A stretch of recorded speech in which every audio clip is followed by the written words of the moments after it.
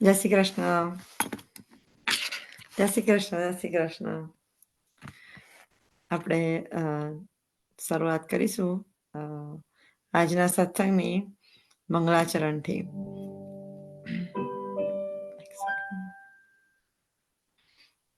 કોઈને મંગળાચરણ ગાવું છે? જયશ્રીબેન નથી આવ્યા હજી.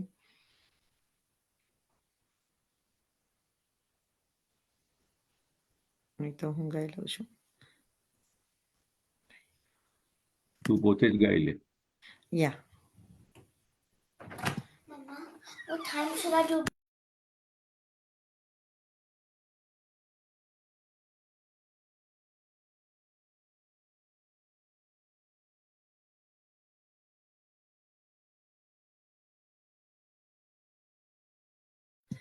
ઓકે, વેરી ચિંતા સંતાન હંતારો યત્પદાંબુજરેણવં સ્વિનાયતન્નિજાચાર્યો પ્રણમામિ મુહુર્મુહુર યદનુગ્રહતો જંતુ સર્વદુઃખાતિગો ભવત તમહં સર્વદા વંદે શ્રીમદ્વલ્લભનંદનમ અજ્ઞાનતિમિરાન્ધસ્ય જ્ઞાનાંજનશલાકયા ચક્ષુરુન્મિલિतं યે તસ્मै શ્રીગુરુવે નમઃ. નમામિ હૃદયે શેષે લીલાશિરાબ્ધિશયનં લક્ષ્મીસહસ્રલીલાભિ સેવ્યમાनं કલાનિધિં ચતુર્વેશ્યતિભિः સતા ષડ્ભવ્રજતે યોત્સવ પંચધારદે મમ. શ્રી કૃષ્ણ કનૈયા લાલ કી જય. આજના આપણા સત્સંગમાં આપણે શરૂઆત કરીશું રશિયાના ટોપિકથી. તો કલ્પેશ અંકલ આપણને રશિયાના ટોપિક વિશે આપણે કન્ટિન્યુએશન કરીશું. કલ્પેશ અંકલના થી રશિયાના ટોપિકમાં ગો હેડ. કલ્પેશ અંકલ. વલ્લભાધીશ કી જય. સ્ક્રીનમાં સ્પીકર પર આવજો.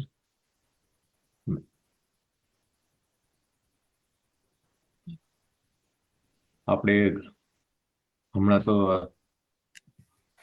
રશિયાના મૂળમાં છીએ. આપણે તો રંગરોગાન આપણે આપણી પ્રભુની સાથેની લીલાના કલરફુલ સત્રનો અત્યારે સમય ચાલે છે. હું એટલા માટે એમ કહું છું કે વસંત પંચમીના દિવસેથી જે લીલા શરૂ થઈ તે ફાગણ વદ એકમ સુધી ડોલ ઉત્સવ દિવસ ત્યાં 40 દિવસનો આ સુંદર પર્વ એ કેવી રીતે ઉજવાયો છે. આપણે માનીએ છીએ કે પ્રભુનો જન્મ વ્રજમાં થયો છે, એટલે વ્રજની સંસ્કૃતિમાં તો એ ઉત્સવ બહુ વિશેષ મહાત્મ્ય હોય છે. ત્યાં એટલે ઘણા બધી રીતે ત્યાં આગળ એનો ઉજવણી થતી હોય ને ત્યાં આગળ વાતાવરણમાં બી એટલો જ ઉત્સાહ હોય છે. એ સ્વતંત્ર એટલે આપણે સ્વસંપ્રદાયના સેવાક્રમમાં વ્રજની દરેક સંસ્કૃતિ એમાં વણી લેવામાં આવતી હોય છે. તેથી હોળીના ખેલમાં આપણે પણ 40 દિવસ પ્રભુ સાથે ઉજવવામાં આવે છે. પ્રભુ જુઓ, આમ આપણે જોઈએ ને તો ઠાકોરજી આપણને કોઈક ને કોઈક રીતે આપણને અંદર પરોવાયેલા રાખે છે, એમનામય રાખે છે. આપણને જેમ એમને એમના ડાબા હસ્તથી શ્રી હસ્તથી આપણને જે હંમેશા આહ્વાન કરે છે, બોલાવે છે, આમંત્રિત કરે છે, એ એમનો કહેવાનો તાત્પર્ય એ જ હોય છે કે મારા સાનિધ્યમાં રહો, મારા ચરણોમાં લો, મારા સાથે રમો. એટલે પછી એટલે આપણે જોઈએ છે કે દિવસના અષ્ટાયમ સેવા હોય કે દરરોજ ક્યાંય ને ક્યાંય જાત જાતના મનોરથો હોય, આ બધી વસ્તુની પ્રવૃત્તિ ઘણી બધી સુંદર હોય છે, જેમાં આપણે પ્રભુની સાથે કોઈ ને કોઈ રીતે આપણે એમની સાથે સંકળાયેલા હોઈએ છીએ. એટલે આ વસંત ઋતુનો આ જે પર્વ છે હોળીનો, એ વસંત ઋતુ એટલે તો બધા ઋતુઓનો રાજા કહેવાય છે. અને એકચ્યુઅલી દરેક ઋતુના દેવતા હોય છે, એમ આ ઋતુના દેવતા કામદેવ છે. હવે કામદેવનો જન્મ થયો છે કૃષ્ણના રૂકમણીના ઉદરેથી પ્રદ્યુમન, અને પ્રદ્યુમન એટલે કામદેવનું સ્વરૂપ ગણાતા હતા. તો આ દિવસે કામદેવની સ્થાપનાના ભાવથી વસંત, કારણ કે વસંત ઋતુની શરૂઆત થાય છે એટલે એમ છે કે એના કામદેવ એના દેવ છે એના પૂજનથી શરૂ થાય અને એમાં વસંતનો કળશ રોપવામાં આવે છે અને એમાં અબિલ ગુલાલ આદિથી એને પૂજા કરી એ દિવસે ખેલના દિવસો ચાલુ થાય છે. ખેલના 40 દિવસો 4 જૂથના એટલે 10 દિવસના 4 જૂથ ગણાય છે. દર્શન એટલે 10 દિવસ છે નિર્ગુણ જૂથના, 10 દિવસ છે સાત્વિક ગુણના, 10 દિવસ છે રાજસ ગુણના અને 10 દિવસ છે તામસ ગુણના. હવે આ તો આપણા વૈષ્ણવ કે જીવની આ પ્રકૃતિ છે એટલે એમાં આ સારી છે ના ખોટી છે એવો સવાલ નથી ઉભો થતો, પણ જાત જાતની પ્રકૃતિમાં આપણે જેમ કહીએ વેરાયટી છે એ વેરાયટી છે. આમાં શરૂઆતના સૌથી 10 દિવસ હળવા ખેલના હોય છે કારણ કે એ સ્વામિનીજીના હોય છે અને એ સ્વામિનીજી હંમેશા સોબર અને એટલે એમને તો આમ એમનો કલર પીળાની સાથે એમનું લાગતું વળગતું હોય છે એટલે સોનાનું અને કેસરનું. એટલે એમને વખતે આપણે જ્યારે સેવાની વાત કરું છું, જ્યાં આપણે બહાર હોલી ખેલતા હોય ત્યાં આગળ આપણે આ જો ભાવ કરીને કરી શકતા હોય તો એના જેવું રૂડું કશું નથી, પણ જ્યારે આપણે સેવા પહોંચાડીએ અને જ્યારે આપણે ત્યાં આગળ પિચકારી અને બાલડીનો ભાવ આપણે મૂકીને આપણે હોળીનો ભાવ શરૂ કરીએ તેમાં એ 10 દિવસમાં આપણે કેસર અને આપણે ચંદન ને કેસરનું આપણે જળ પધરાવીએ છીએ. બીજા 10 દિવસમાં સાત્વિક છે અને એ દિવસમાં ગુલાલથી કરીએ છીએ. ત્રીજા દિવસમાં અબિલથી કરીએ છીએ. ત્રીજા 10 દિવસ જે રાજસ છે અને છેલ્લા 10 દિવસ તામસ છે એ ચોવા એટલે કાળો કલર જેને કહીએ છીએ આપણે. એટલે એમાં કેસર સ્વામિનીજીના ભાવથી, ગુલાલ શ્રી લલિતાજીના ભાવથી, સફેદ અબિલ ગુલાલ શ્રી ચંદ્રાવલ્લીજીના ભાવથી અને ચોથો ચોવાનો જે આપણે ભાવ કરીએ ત્યારે શ્રી યમુનાજીના ભાવથી ખેલાય છે. પ્રભુની અનેકમય રસમય લીલા, હોળી લીલા મુખ્ય લીલા પણ કહેવાય છે કારણ કે આપણને ખબર છે કે આપણે ઠાકોરજી સાથે 4 ભાવ હોય છે. હંમેશા હું તમને કહેતો હોય છે કે વાત્સલ્ય ભાવ, માધુર્ય ભાવ, દાસ્ય ભાવ અને સખ્ય ભાવ.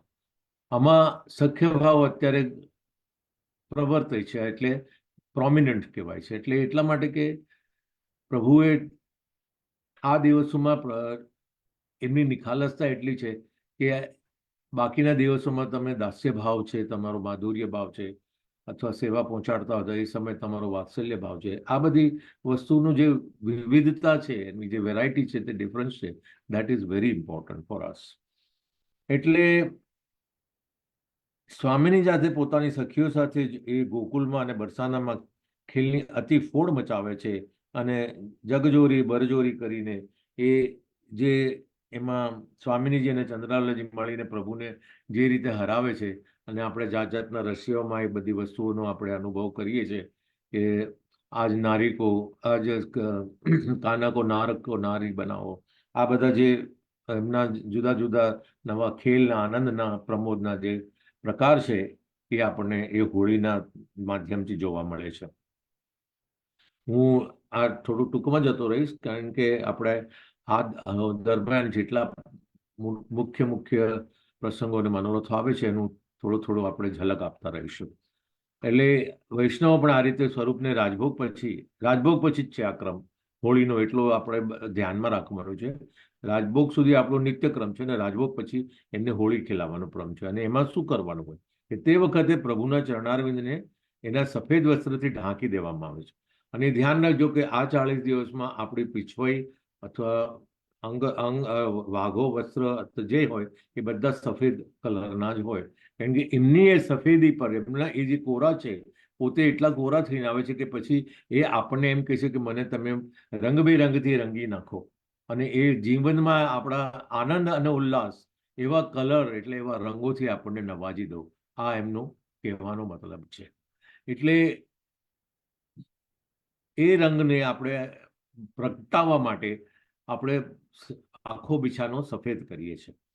પ્રભુના ચરણના દર્શનથી દાસ્ય ભાવ પ્રગટ થઈ જાય એટલે આપણે જો એમના ચરણમાં આપણે જે કપૂર ના ઠાકીને બધાને આજે તો ઘણાને ખબર છે એટલે બહુ વસ્તુ ચર્ચા નથી કારણ કે એમાં પછી સખ્યનો ભાવ હોય કારણ કે વારે વારે આપણા જો ચરણ પર નજર જાય તો આપણે એનો દાસ્ય ભાવ હોય ને આપણે સેવકની પ્રકૃતિમાં આપણે એમ થાય કે ભાઈ ના આપણે એમની સાથે છૂટછાટ લેવાય નહીં, આપણે આ માન્ય રાખવી પડે.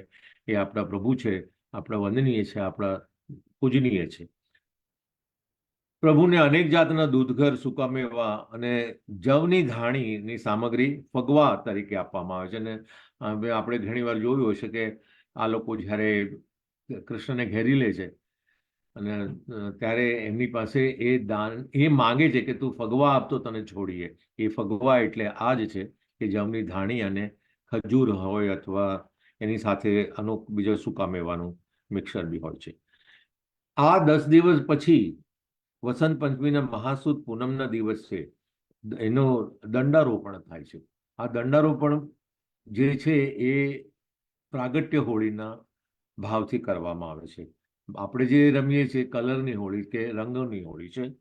વ્રજના ગામડાઓમાં આજે પણ સારું મુહૂર્ત જોઈને એની બહાર, ગામના બહાર અથવા એવી જગ્યાએ જ્યાં હંમેશા હોળી થતી હોય ત્યાં દંડાનું રોપણ કરવામાં આવે છે. એના પર લાલ ધજા ફરકાવવામાં આવે છે. આસપાસ ગામના એકબીજા સાથે હરીફાઈ કરતા હોય કે ભાઈ મારા ગામમાં સૌથી મોટી હોળી, મારા ફળિયામાં, મારા એરિયામાં સૌથી મોટી હોળી થાય છે. અને મહાસુદ પૂનમથી ફાગણ સુદ પૂનમ સુધી એટલે એ જ 30 દિવસ હોળીના રંગ ખેલાય છે અને પૂનમના દિવસે હોળીનું પ્રાગટ્ય થાય છે. એ દિવસે જ્યારે દંડારોપણ થાય ત્યારે એની નીચે ખજૂરીના પાન પધરાવાય છે અને અબીલ ગુલાલ ખેલાવી એની પૂજા પાઠ કરી ધાણી અને ખજૂરનો ભોગ ધરી અને સર્વે વૈષ્ણવને એ વહેંચાય છે.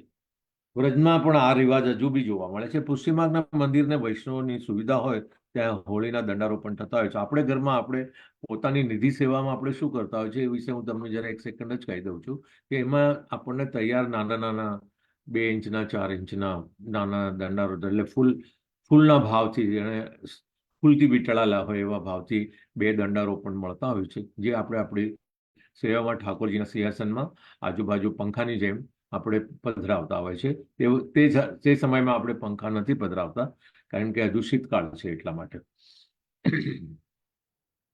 અને આવા ઉત્સવ થકી આપણે ગામ લોકો સૌ વૈષ્ણવને ભેગા કરીને આનંદ માણે છે.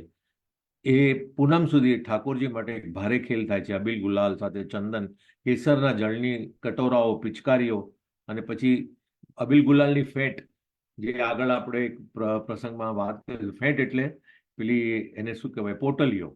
અને એ પોટલીઓ શ્રીજી પોતે પોતાની કમરમાં બાંધીને ફરતા હોય છે અને જ્યારે કશું હોય તો એ ફેટની પોથળીઓ એકબીજા પર ફેંકતા હોય છે.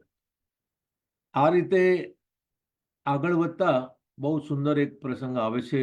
એ આગળ મેં કદાચ અહીંયાની તો બીજે કશેક વાત કરી હશે. એ છે મહાવત સાતમ. મહાવત સાતમ એટલે પ્રાગટ્ય શ્રીનાથજીનો બીજો પાટોત્સવ છે. એટલે એમાં પ્રસંગ એટલો છે કે બહુ ટૂંકમાં શરૂઆતમાં કહી દઈશ કે ગોસાઈજી જ્યારે બી પરદેશ બિરાજતા ત્યારે એમના પ્રથમ લાલજી ગિરધરલાલજી હંમેશા જતી પર્વમાં સેવામાં બિરાજતા. હવે મારે તો મથુરા, અને એકવાર ગિરધરજીને એમને આજ્ઞા કરી કે ભાઈ મારે તો મથુરામાં તારે ત્યાં બિરાજી વહુજી બેટીઓની સેવાનો અંગીકાર કરાવો છે. એનું કારણ એ છે કે તમને ખબર હશે કે નહીં કે ભાઈ એ મથુરામાં શું છે. જ્યારે ગોસાઈજી અહીંયાથી ગોકુળમાંથી મથુરા જઈને પધાર્યા અને ત્યાં આગળ એમને કયા રાણી હતા એમના ઘરનું જે બાંધકામ હતું ત્યાં આગળ એમને પોતાનું મથુરામાં નિવાસસ્થાન કર્યું 7 બાળકો સાથે. તો એ 7 બાળકો એ પોતપોતાના નિધિ સ્વરૂપ જે એમને ગોસાઈજી અને મહાપ્રભુજીએ સોંપેલા એ નિધિ સ્વરૂપની સાથે એ લોકો એક સાથે એક જ ઘરમાં ત્યાં બિરાજ્યા હતા. એટલે એ ઘરનું નામ સતઘરા પડ્યું. આજે બી ખબર નથી કેટલા લોકો મથુરા જાય છે ત્યારે એ જગ્યાએ શહેર આપણે વિશ્રામ ઘાટની આગળથી જરા ડાબી બાજુ આગળ જરા ઊંડેથી અંદર જવાનું હોય છે અને એને શોધવાનું બહુ થોડું મુશ્કેલ છે. પણ એ સદઘરા કહેવાય છે. એટલે 7 ઘરનું કોમન કહી છે જ્યાં શ્રીનાથજીની આજે ત્યાં બેઠક પાટોત્સવની એમની બિરાજે છે અને બીજા સાથે નિધિ સ્વરૂપ બી સાથે બિરાજે છે. એ સદગરામાં તે વખતે ત્યાં સાક્ષાત ગોસાઈજી પ્રભુ પરમ દયાલનું આ કુટુંબ ત્યાં આગળ નિવાસસ્થાનમાં રહેતું હતું. તો એ સમયે વહુજી અને બેટીજીઓ બધા પડદામાં રહેતા હોવાથી રોજ જતીપુરા શ્રીનાથજીના દર્શન માટે પધારી નતા શકતા. તેથી આપણા નિકુંજ નાયક શ્રીનાથજી હંમેશા સેવકના મનોરથની બહુ જ ભાવના કરતા હોય છે. એટલે એ સાતઘરામાં પધારવાની ઈચ્છા કરી અને ગિરધરજીને રથ તૈયાર કરી એમને સદઘરા જઈને પધરાવ્યા. હવે એ ત્યાં પધરાવ્યા ત્યારે બધા ઘરના વહુ અને બહુઓ, દીકરીઓ, બાળકો અને અન્ય પુત્રો, આપણા લાલનો, એ બધા બહુ જ આનંદમય થઈ ગયા અને એમને ત્યાં આગળ એમનો પાટોત્સવ લગભગ 20 કે 22 દિવસ સુધી કર્યો અને 22 દિવસ પછી પાછા જતીપુરા પધરાવ્યા. આ એક ઇમ્પોર્ટન્ટ છે.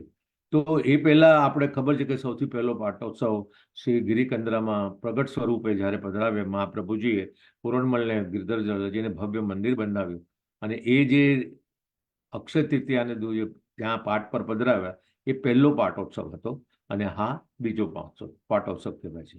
અને ત્રીજો પાટોત્સવ કહેવાય છે જ્યારે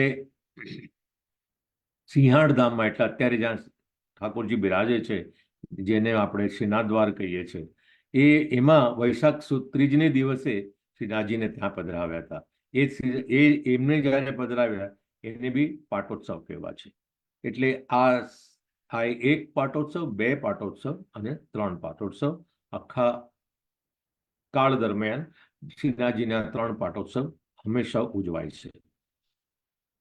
ત્યાં એ પાટોત્સવમાં મથુરામાં એ સદગરામાં બહુ બેટીજીઓ મનોરથ પૂરા કર્યા. એમને એટલા બધા ભાવુક થઈ ગયા સંપૂર્ણ કુટુંબ કે એમની પાસે જે પોતાનું ધન, ઐશ્વર્ય, જે કંઈ હતું, વૈભવ જે હતો, બધો જ ઠાકોરજીને સોંપી દીધો. એમ કરવાથી બધાએ પોતાના અંદરના જે અરમાનો હતા એ એમના જે ઉત્સવના એમને ત્યાં આગળ એમના તાપ અને પૂરા કર્યા.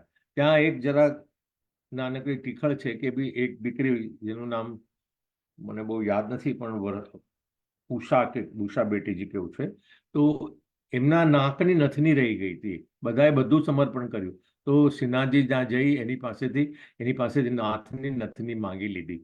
એક વહુજી બરોબર પોતાની ઓઢણી ઓઢી નતા શકતા, ત્યારે શ્રીનાથજી જઈને એના માથા પર સરસ રીતે ઓઢણી બિડાડી, જે આજ સુધી પરંપરા તરીકે આજે તમે ક્યારે બી વહુજી મહારાજજીને જોશો ત્યારે એ જે પિક્યુલર રીતે પોતે ઓઢણી ઓઢીને આવે છે એ પરંપરા આજ સુધી એ જળવાઈ રહેલી છે.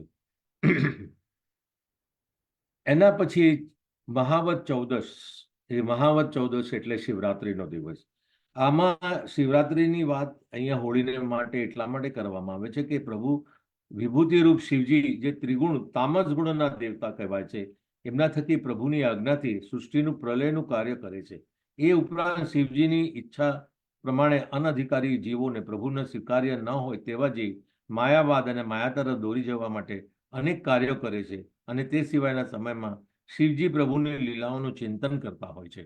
એટલે શિવરાત્રીને દિવસે આ બધા જે જીવો છે એ આદિથી શિવજીનો વેશ ધારણ કરી ગામડાઓમાં ઘરે ઘરે ફરે છે અને દાન આદિ મેળવે છે. કૃષ્ણ લીલામાં પૌરાણિક પ્રસંગ છે કે કૃષ્ણ પણ વાઘાંબર, જટા આદિ શિવજીનો વેશ ધારણ કરીને બરસાના પહોંચ્યા. રાધાજી એમને સખીઓ સાથે શિવજી બનીને કોઈ મુનિ આવ્યા છે એ રીતે એમનો દર્શન કરવા જઈએ એવું કહીને કીર્તિજીને કહીને પ્રભુને મળી આવ્યા હતા. એટલે કીર્તિજી એટલે રાધાજીના માતુશ્રી. એમને તે વખતમાં શંકરનો વેશ પહેરી અને રાધાજીને મળવા ત્યાં ગયા હતા. એના પછી આવે છે ફાગણ સુદ 11 અને કુંજ એકાદશી.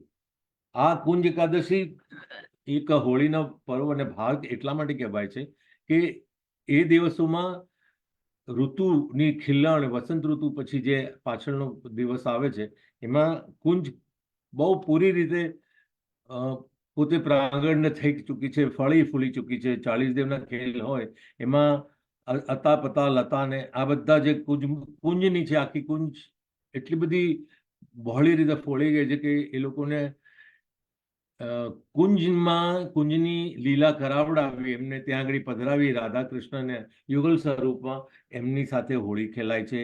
એમના મુખ્ય તો જે ફૂલવાડીને બગીચાને આદિ બધી જાત જાતની એવી સજાવટ કરી અને ઠાકોરજીને રીઝવવામાં આવે છે. અને છેવટે આવે છે આપણો સૌથી મોટો મહાપર્વ હોળી ઉત્સવ, ફાગણ સુદ પૂનમ. એ ભારે ખેલ ખેલવામાં આવે છે.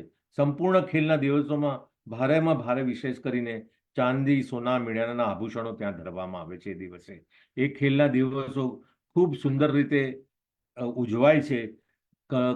Complete colourful. તમે જોશો કે જેમ જેમ જઈને સેવા કરી હશે, ધીરે ધીરે ધીરે ધીરે કરતા પહેલા ખાલી ચકલીના ભાવ કરતા હોય પાછળ, પણ પછી ધીરે ધીરે કમ્પ્લીટ કલર પાછળ છંટકારતા હોય છે. અને આ બધું કરતા પણ એક વસ્તુનું ધ્યાન રાખવાનું કે પ્રભુના નેત્રોમાં ન જાય અને એમને મુખારવિંદ પર એટલું બધું રંગ અને કલર થાય કે એમને પોતાને સફોકેશન થાય એ રીતેનું આપણે કલર કરીએ નહીં. આ જે વસ્તુ થઈ ચૂકી છે, પણ આ એક ખાસ જાણ કરવા માટે છે કે ભાઈ એ દિવસે તો ખૂબ જ રંગ રંગાય છે. અને એ મેં જે આગળ વાત કરી સદગરમાં, ત્યાં બી એમણે એમની કમરમાં ને કેડમાં પેલી પોટલીઓ ખોસી હતી. આ લોકો જ્યારે રંગનો છાંટતા હતા એમના પર, ત્યારે એમણે પોટલીઓ પોતાના કમરમાંથી કાઢી, કારણ કે તે વખતે તો એમને એ વાચાળ હતા અને હાલતા ચાલતા ને બોલતા હતા. એટલે તે વખતે એમને તો ત્યારે એ લોકો એટલા ભાગ્યશાળી હતા કે એમના સ્વરૂપને એમને એમ કહેવાય કે ભાઈ સાક્ષાત સ્વરૂપનો ભાવ થતો હતો. હોળી દંડાના પૂનમના દિવસે જ્યારે વાંસનો ખમ રોપ્યો હતો, ત્યારે તો મુહૂર્ત જોઈને હોળી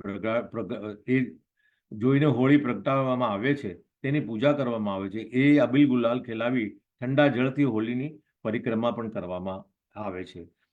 અને એમાં સપ્તમ સ્કંદનું નરસિંહ અવતાર ચરિત્ર આવે છે. ભક્ત પ્રહલાદને અસુર બુદ્ધિવાળા પિતા હિરણ્યકશ્યપ એને ટાળવા જે પ્રયત્નો કર્યા હતા એની વાર્તાઓ પણ આવે છે.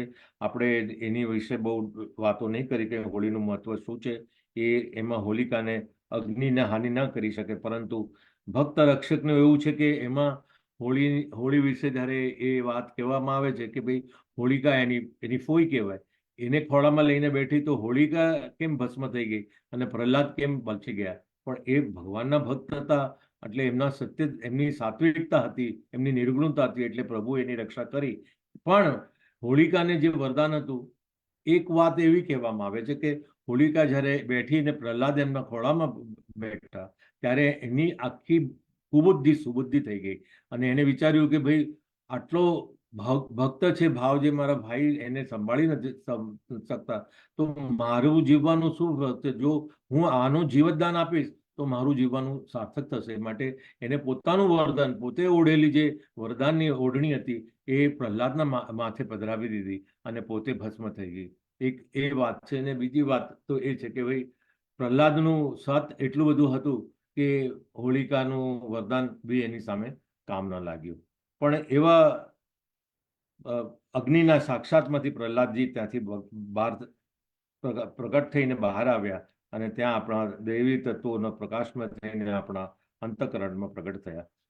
વૈષ્ણવ ભારે ખેલ ખોલીને હોળીનો ખેલીને પ્રભુ સાથે ઉત્સવ ઉજવે છે.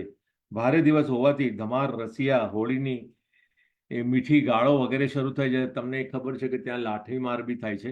અને આ હોળીના જાત જાતના ત્યાં પર્વો પણ વપરાય છે, ઉજવાય છે. એના પછી જે છેલ્લો દિવસ આવે છે એ દિવસ છે ફાગણ વદ એકમ, ડોલોત્સવ.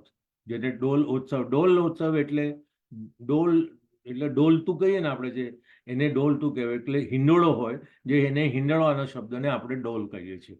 અને ઠાકોરજીને સૌથી છેલ્લે દિવસે એ હોળીના પર્વ પછી એમનું આહ્વાન કરવા, એમનું પૂજન કરવા, એમને હોળીનો આ છેલ્લા દિવસનો નવાજવા માટે બંને રાધા કૃષ્ણને એ ડોલમાં બેસાડી એમની સાથે હોળીના રંગ અને એમની સેવાને પૂજા થાય છે. પણ એવું કહેવાય છે કે એની એક વાર્તા એવી છે કે ઉજ્જૈનમાં એમાં એ દિવસનું મહત્વ બીજું એ પણ છે કે એક મહાન રાજા ઇન્દ્રદ્યુમ્ન વૈષ્ણવ હતા અને તેમને ગુરુ દ્વારા જાણ થઈ કે પુરુષોત્તમપુરી જગન્નાથપુરીમાં બિરાજે છે. એટલે પૂર્ણ પુરુષોત્તમ જગન્નાથપુરીમાં બિરાજે છે. એટલે દર્શન કરવા પધાર્યા. પણ એ તામસી જીવ હતા, એટલે પ્રભુ એના દર્શન તો ન આપ્યા, અંતર્ધાન થઈ ગયા. પરંતુ તેનો તાપ જોઈને એમને આકાશવાણી જણાવું કરી કે કહ્યું કે પુરુષોત્તમ ક્ષેત્રના દરિયામાં તણાતા 3 કાષ્ઠ પ્રાપ્ત થશે. કાષ્ઠ એટલે લાકડાના ટુકડા. એ એકાંત જગ્યામાં પધરાવજો. વિશ્વકર્મા આવીને તેને, વિશ્વકર્મા એટલે પ્રભુના વિશ્વકર્મા, આપણા અહીંયા કોઈ લોકલ આપણે ભૌતિક કે લૌકિક લોકોની વાત નથી થતી. પ્રભુના વિશ્વકર્મા જે ઘડનાર છે, જે બધી સારી સારી જગ્યાઓનું જે અથવા સારું વૈભવ જે ક્રિએટ કરતા હે, જેને આપણે લૌકિક લેંગ્વેજમાં ફર્નિચર ને આખા શહેરોનું નિર્માણ કરે, જેને દ્વારકાપુરી બનાવીને એ રીતે એ 3 મૂર્તિ અને સુદર્શનજી 21 દિવસમાં સિદ્ધ કરી આપશે એ વિશ્વકર્મા આવીને. એ સ્વરૂપ તમે મંદિરમાં પધરાવજો. પ્રભુના કયા પ્રમાણે કાષ્ઠ પ્રાપ્ત થયા. વિશ્વકર્મા એટલે વિશ્વકર્મા આવીને દરવાજો બંધ કરીને એકાંતમાં મૂર્તિ સિદ્ધ કરવાનું શરૂ કર્યું. રાજાએ પોતાની જિજ્ઞાસાથી એને કારણે 20મે દિવસે દરવાજો ખોલી નાખ્યો. એમને કહ્યું કે 21 દિવસ સુધી રાહ જોજો. તો એને 20મે દિવસ કર્યું. એની સાથે જ વિશ્વકર્મા અંતર્ધ્યાન થઈ ગયા. એટલે આપ બધા જોતા હશો, જેણે જગન્નાથપુરીમાં ઠાકોરજીના દર્શન કર્યા છે, કે એ બલરામ ભૈયા છે ને એમના બહેન છે સુભદ્રાબેન, એ 3 જણના જે છે એમના હાથ કમ્પ્લીટ નથી, એના હાથના કાંડા નથી.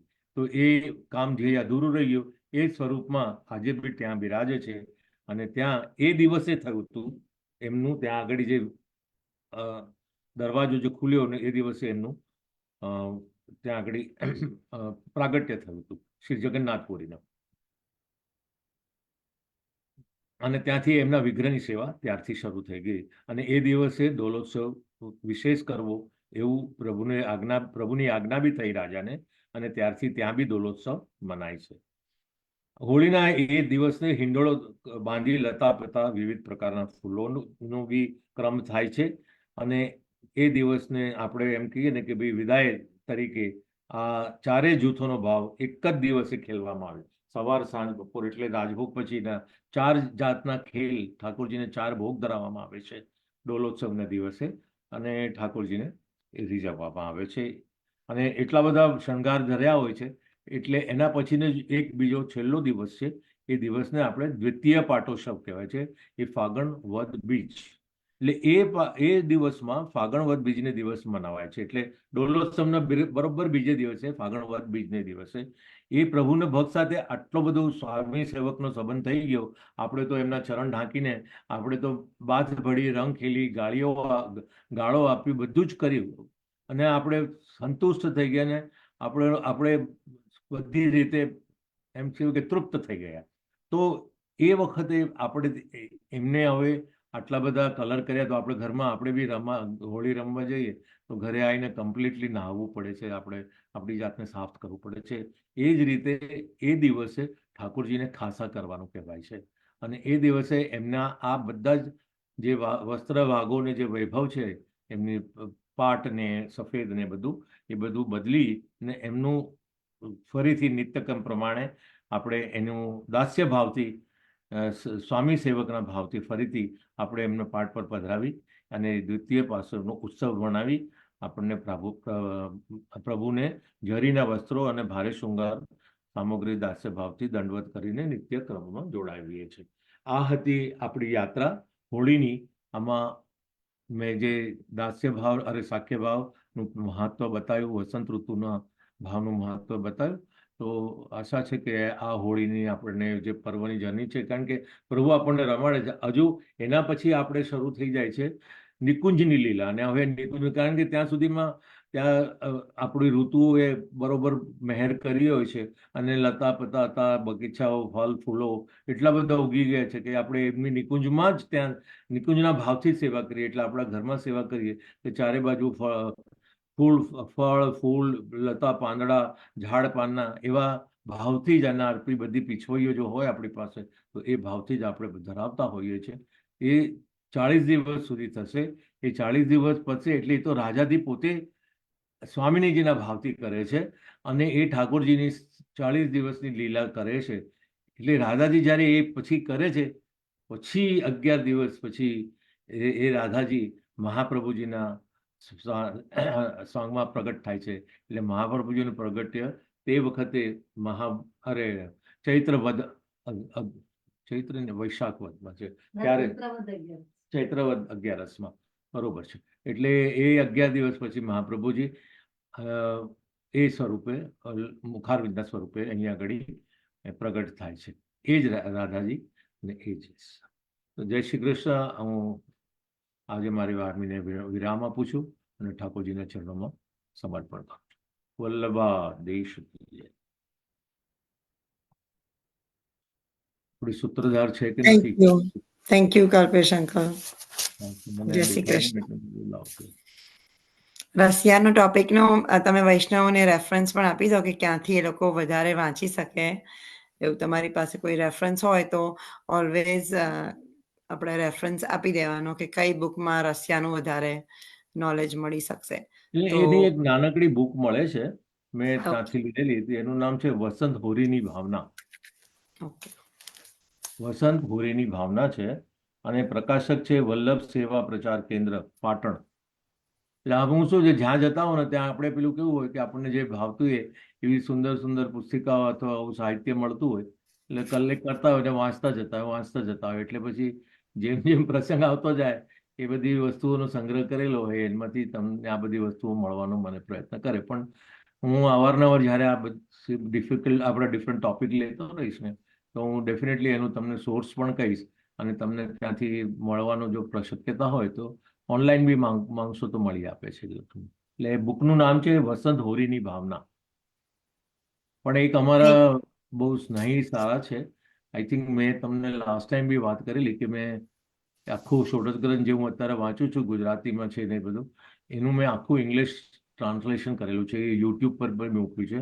મેં કમ્પ્લીટ એ ષોડશ ગ્રંથને ઇંગ્લિશમાં 16 ગ્રંથો ઇંગ્લિશમાં ટ્રાન્સલેટ. એ જે બેનના પુસ્તકની લઈને એમને કર્યું એનું નામ દક્ષાબેન પટેલ છે, બોમ્બેમાં રહે છે અને બહુ સારા ભાવિક છે. એટલે એમને અમુક એમના સગાઓ પાછળ એક બુક એમને એ કરી છે, પબ્લિશ કરી છે. એનું નામ કૃષ્ણ સેવા સદા કાર્ય. એમાં ઘણું બધું કોમ્પેક્ટ છે, કૃષ્ણ સેવા સદા કાર્ય. જો એ બુકો મળશે, અહીંયા સુધી લવાતી નથી, મને ઘણી વાર કહેતા હોય છે.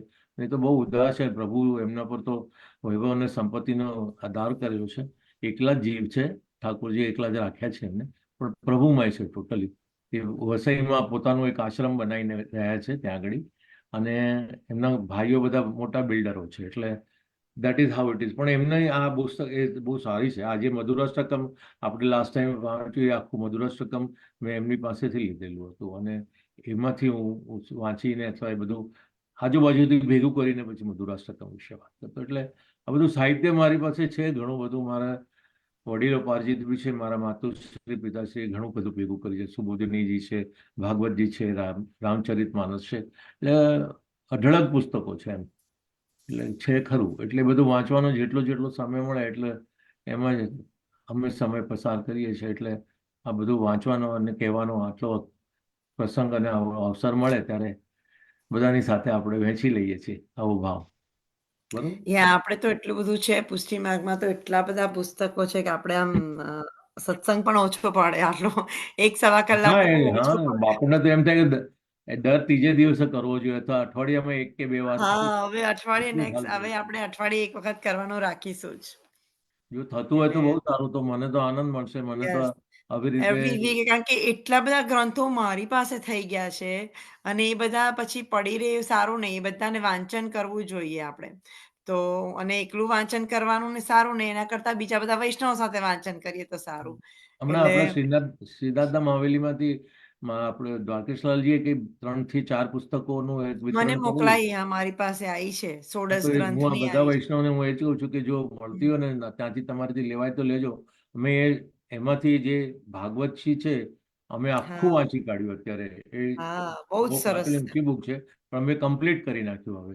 અને અત્યારે અમે લોકો આપણે યમુનાશ્રય કરીએ છીએ અને ભાગવતજીની કથાને અમે એક બહુ સારા વક્તા છે રમેશ ઓઝાના એમના શિષ્ય છે દાસભાઈ ઠાકર કરીને. એટલે એવા બધાના પ્રવચનો ખૂબ રાતના સાંભળીએ એટલે આનંદ એટલો બધો આવતો હોય. એટલે જેટલું વાંચીએ છીએ એટલું વાગોળી શકાય છે, અને વાગોળી શકાય એટલે એટલું હૃદયમાં હૃદયરૂઢ થાય છે. એટલે અત્યારે જ્યારે વાત કરવી હોય છે ત્યારે આમ પાસે પુસ્તક ભલે હોય પણ બોલવાનું તો કોન્સ્ટન્ટ એમને એમ ચાલ્યા જ કરતું હોય, કારણ કે એક વસ્તુ પેલું બેકગ્રાઉન્ડમાં ફિલ્મમાં આવતું હોય એટલે એમ થાય કે આ પ્રસંગ પછી આ પ્રસંગ છે ને એવી રીતે, એટલે આખો ચિતાર આપણે ઊભો કરી શકીએ છીએ, એટલે બહુ સારું લાગે છે. ચાલો, થેન્ક યુ. જય શ્રી જય કૃષ્ણ. શ્રી કૃષ્ણ. આપણે હમણાં જ એકાદશી ગઈ, પાપ મોચીની એકાદશી. તો રીટાબેન પારેખ જો છે આપણી પાસે, આપણી સાથે રીટાબેન પારેખ હોય તો આપણે એકાદશીના દર્શન કરી શકીશું. રીટાબેન આઈ થિંક એ નથી આવ્યા હજી. તો આપણે 84 વૈષ્ણવની વાર્તા કરીશું. ઈશ્વરદાસ દુવે. ઉર્વશીબેન, જય શ્રી કૃષ્ણ. ઉર્વશીબેન, તમે અમને કહેશો ઈશ્વરદાસ જય દુવેની શ્રી વાર્તા? કૃષ્ણ. જય શ્રી કૃષ્ણ. ચાલો તો આપણે ઈશ્વરદાસ દુબેની કથા વાર્તા વાંચીએ. હવે શ્રી આચાર્યજી મહાપ્રભુજીની સેવક શ્રી ઈશ્વર દુબે સંચોરા બ્રાહ્મણ તેમની વાર્તાનો ભાવ કહીએ. ભાવ પ્રકાશ. એમનું લીલાનું સ્વરૂપ તો ઉપર કહ્યું તે પ્રમાણે છે. આગ્રામાં જે પ્રકારે સેવક થયા છે તે પણ ઉપર કહ્યું છે. ઉત્તમ શ્લોકદાસ આવ્યા તેના 6 મહિના પછી ઈશ્વર દુબેના માતા પિતાએ દેહ છોડી. ત્યારે ઈશ્વર દુબે એ ગિરાજ આવીને શ્રીનાથજીના દર્શન કરી શ્રી ખુશાઈજીને દંડવત કરીને બધો પ્રકાર કહ્યો કે અમે તમને ઉત્તમ શ્લોકદાસ સાથે સેવક થયા છીએ અને શ્રી આચાર્યજીની આજ્ઞા છે કે શ્રી ગોવર્ધન ધરની સેવા કરજો. તેથી હવે જેમ આજ્ઞા કરો તેમ કરીએ. ત્યારે શ્રી ગોસાઈજી કહે છે, ઉત્તમ શ્લોકદાસ શ્રી શ્રીનાથજીની રસોઈ અને સેવકોને પીરસવાની સેવા કરે છે. તેથી બંને મળી તે સેવા કરો. તેથી બંને સેવા કરવા લાગ્યા. વાર્તા પ્રસંગ 1. પછી કેટલા દિવસ સુધી ઉત્તમ શ્લોકદાસની નો દેહ છૂટી ગયા ત્યારે શ્રી ગોસાઈજીએ ઈશ્વર દુબેનું નામ ઉત્તમ શ્લોકદાસ રાખ્યું. તે ઉત્તમ શ્લોકદાસ શ્રી ગોવર્ધનનાથજીની રસોઈ કરતા અને સેવકોને પીરસતા અને પોતાની ગાંઠનું ઘી મંગાવી પીરસતા. ભાવ પ્રકાશ. તે એથી સેવક પોતાની નેક પામે તેમાં મારી શી સેવા છે. એટલે ઉત્તમ શ્લોકદાસજી વિચારતા કે હું ખાલી સેવા જ કરું, એમાં મારી શું સેવા કહે.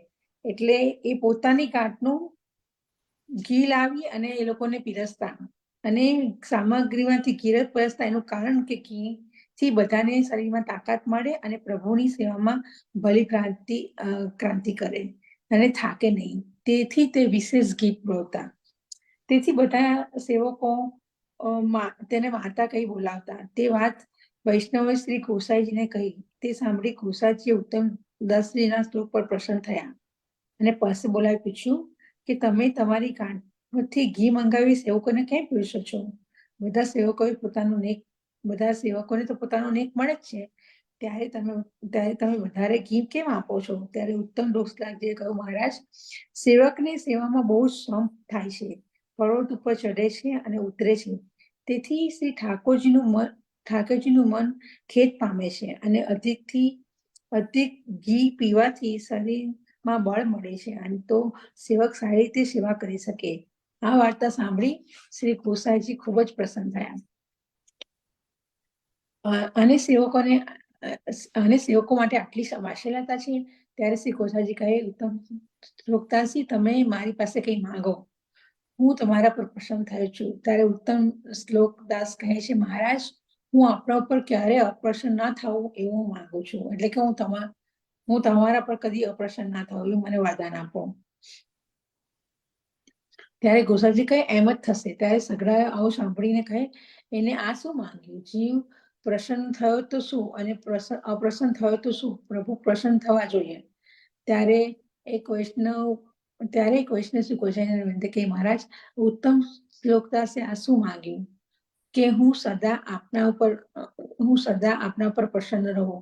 ત્યારે ગોસાઈજી કહે, આ વાત તમે ઉત્તમ શ્લોકદાસને પૂછો કે તમે આ શું માંગ્યું. ત્યારે બધા વૈષ્ણવોએ મળીને ઉત્તમ શ્લોકદાસને પૂછ્યું કે તમે આ શું માંગ્યું કે હું પ્રસન્ન રહું. ત્યારે ઉત્તમ લોકદાસે કહ્યું, મેં એથી માંગ્યું છે કે હવે આ સમયે શ્રી ગોસાઈજી પ્રસન્ન છે અને તેથી કોઈ સમયે સેવામાં અપરાધ પડે અને અપ્રસન્ન થાય ત્યારે મારું મન બગડે, મારું ઠેકાણું ન થાય.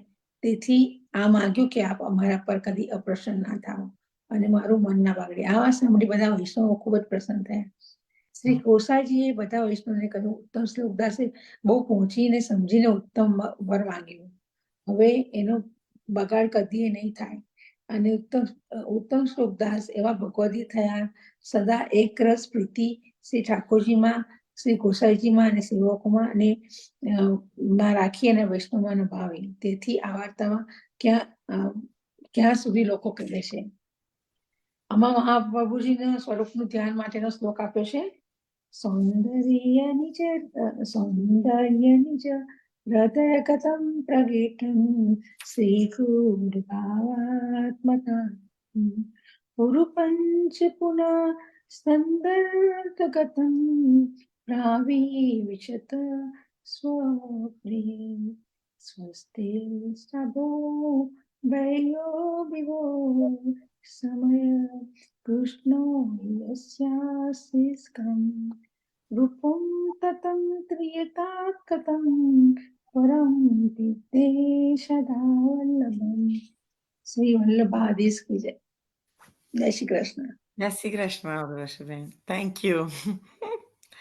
આપણે હવે નેક્સ્ટ એની વાર્તા આપણે એકાદશીની વાર્તા સાંભળીશું રીટાબેન પાસેથી. તો Ritaben, Rita Parekh, R you there?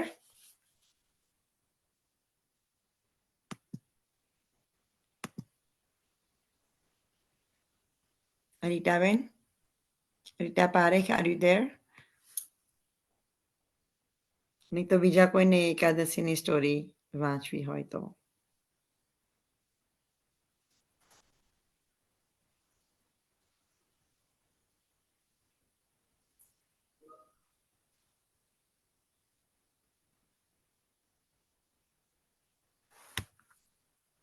Rita Parekh, R you there Ritaben? જય શ્રી કૃષ્ણ રીટાબેન, રીટા પારેખ.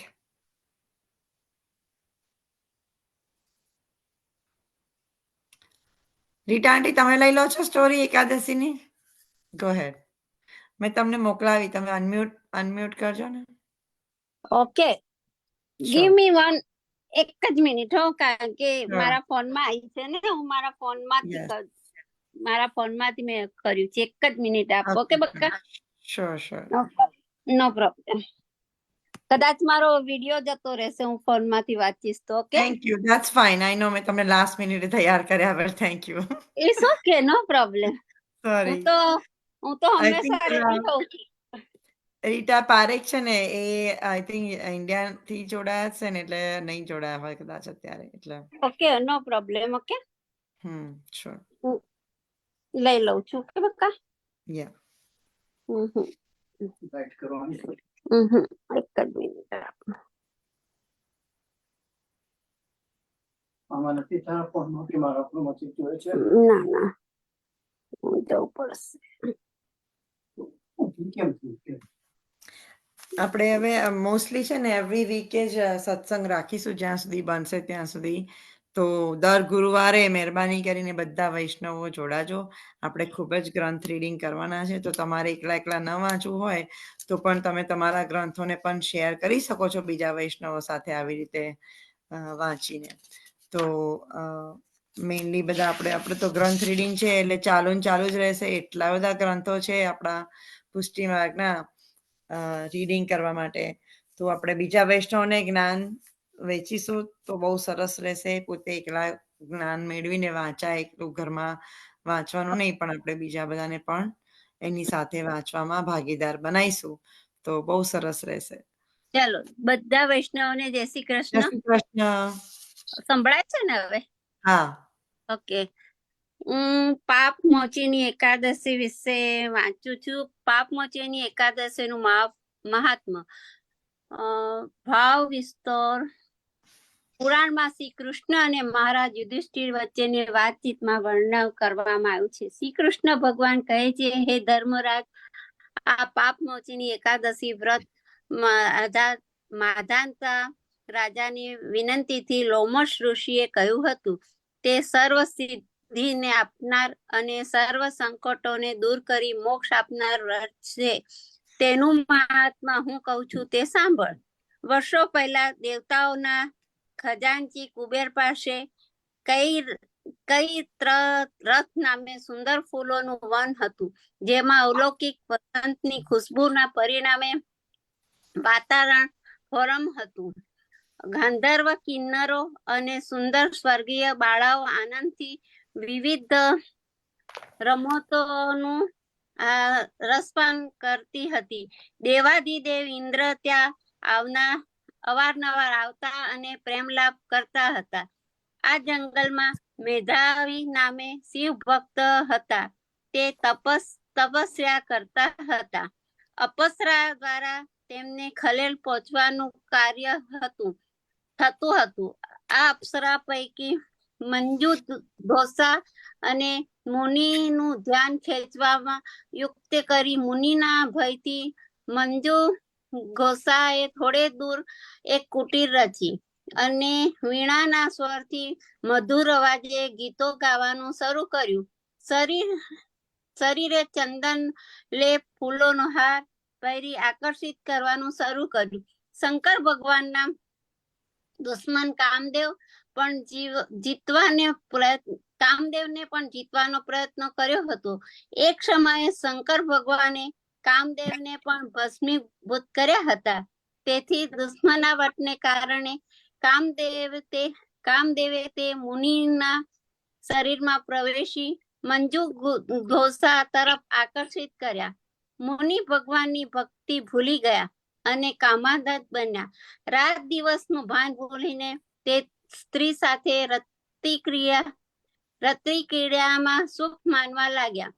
ભક્તિ છોડી દીધી. મંજુ ઘોષાએ જોયું કે મુનિનું પતન થયું છે. ત્યારે તેણે સ્વર્ગમાં પાછા જવાનો વિચાર કરી મુનિ પાસે જવાની સંમતિ માંગી. ત્યારે લંપટ મુનિએ કહ્યું, હે સુંદરી, તું રાત્રિ પસાર કરી દે, સવારે જજે. આમ કરતા મંજુ ઘોષા મુનિ સાથે 57 વર્ષ 9 માસ અને 3 દિવસ રહી હોવા છતાં મુનિને તો અડધી જ રાત પસાર થઈ છે તેવું લાગ્યું. મંજુ ઘોષાને ફરીથી પરત ફરવાની અનુમતિ માંગી તો મુનિએ કહ્યું, હજુ તો સવાર પડી છે. મારી દિનચર્યા દૈનિક ક્રિયા પૂરી કરી લઉં ત્યાં સુધી રોકાઈ જા. તે સમયે મંજુ ઘોષાએ કહ્યું, હે મુનિ, સવારની દિનચર્યા પૂરી થતા કેટલો સમય થશે? તો તમે મારી સાથે સહવાસના અનેક વર્ષો વિતાવ્યા છે, તે સમયની કિંમત સમજો. ત્યારે મુનિએ અપ્સરાને કહ્યું કે હે સુંદરી, મેં મારા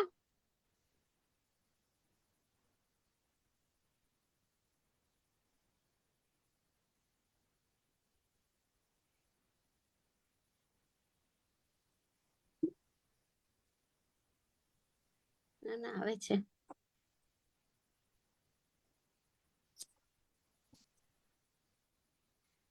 જીવનના 57 વર્ષ તારી સાથે વેડફી નાખ્યા છે. તે મારું સર્વસ્વ લઈ લીધું છે અને મારું તપસ્વી જીવન પણ બગાડી નાખ્યું છે. મુનિની આંખોમાંથી અશ્રુઓ વહેવા લાગ્યા અને ધ્રુજારી આવી ગઈ. મંજુ ઘોષાએ સાપ આપતા કહ્યું, તું મારી સાથે ડાકણની જેમ વર્તી છે, તેથી તું તત્કાળ ડાકણ થા. હે અધમ સ્ત્રી, તને ધિક્કાર છે. મંજુ ઘોષાએ કહ્યું, હે મુનિ, તમે આ સાપ પરત લઈ લો. તમારા સહવાસમાં ઘણા વર્ષો પસાર થયા છે. હું માફી માંગુ છું. મારા પર દયા કરો. મુનિએ જવાબ આપ્યો, હે દેવી, હવે હું શું કરી શકું? તે મારા તપસ્વી જીવનની બધી સંપત્તિનો નાશ કર્યો છે, છતાં સાપમાંથી મુક્તિ થવાની વિધિ હું તને કહું છું. ફાગણ વદમાં આવતી પાપ મોચની એકાદશી કરવાથી બધા પાપો નાશ પામે છે. આ વ્રત તું કર. શ્રદ્ધાપૂર્વક કરીશ તો આ પિશાચી જીવનનો નાશ થશે. આવા આદેશ આપ્યા પછી મુનિ તેમના પિતા ચ્યવન મુનિના આશ્રમમાં આવ્યા. પિતાએ તેમના પતિત પુત્રને જો ખૂબ જ દુઃખી થયા અને કહ્યું કે હે દીકરા, તે આ શું કર્યું? તારી જાતે તારું પતન કર્યું. અસામાન્ય સ્ત્રી સાથે તારા તપસ્વી જીવનને તે બરબાદ કર્યું છે. મુનિએ કહ્યું, હે પિતાશ્રી, અપ્સરાના સહવાસમાં મોટું પાપ થયું છે. પાપમાંથી પ્રાયશ્ચિત કરવાનો રસ્તો બતાવો. ચ્યવન ઋષિએ કહ્યું, ફાગણ વદમાં આવતી પાપ મોચીની એકાદશી કરવાથી બધા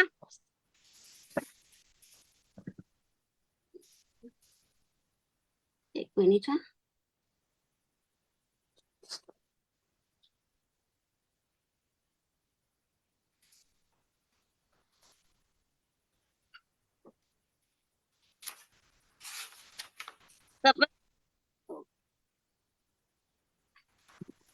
હા સામાન્ય રીતે તારા તપસ્વી જીવનનું બળાત્કાર કર્યું છે. મુનિએ કહ્યું, હે પિતાશ્રી, અપ્સરાના સહવાસમાં મોટું પાપ થયું છે. પાપમાંથી પ્રાયશ્ચિત કરવાનો રસ્તો બતાવો. ચ્યવન ઋષિએ કહ્યું, ફાગણ વદમાં આવતી પાપ મોચીની એકાદશી કરવાથી બધા પાપોનો ક્ષય થાય છે. પાપો બળીને નાશ પામે છે. મેઘાવી મુનિએ આ એકાદશીનું સફળ વ્રત કર્યું અને પવિત્ર બન્યા. મંજુ ઘોષા પણ આ એકાદશી કરવાથી પાપ મુક્તિ બની સ્વર્ગમાં ગઈ ના.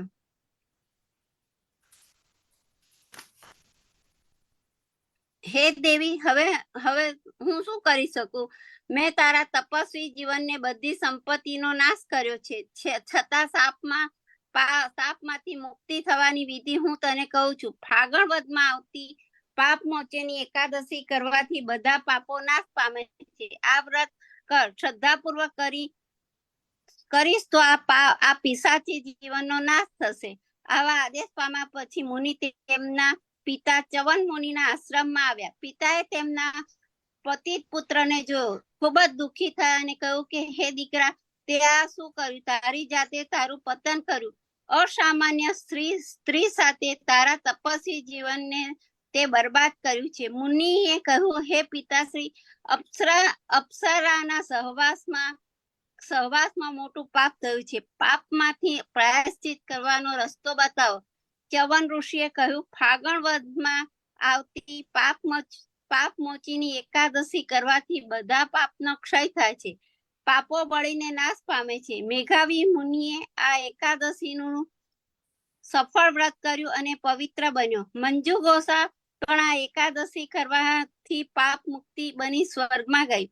આ એકાદશીનું વ્રત કરવાથી બધા પાપો નિર્મૂળ થાય છે. આ કથાનો વાચન શ્રવણ કરવાથી 1000 ગાયોનું દાન જેટલું પુણ્ય મળે છે. આ એકાદશી કરવાથી રાવણની હત્યા, ગર્ભપાત, મદ્યપાન, ગુરુ પત્નીના ગમનથી લાગતો પાપો વગેરેમાંથી પણ મુક્તિ મળે છે.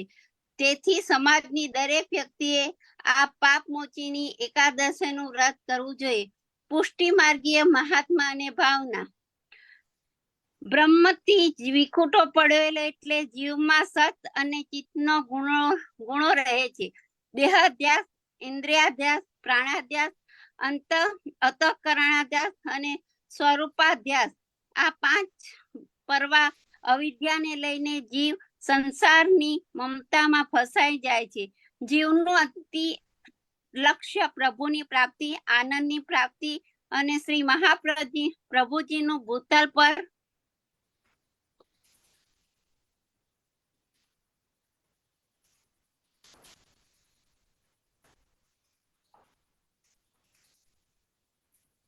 પ્રાગટ્ય એ અવિદ્યાને લઈને સંસારની મમતામાં ફસાયેલો જીવ ઉદ્ધાર માટે થયું હોવાથી બ્રહ્મ સંબંધ દ્વારા જીવનો બ્રહ્મ સાથેનો પુનઃ સંબંધ સ્થાપિત થયો.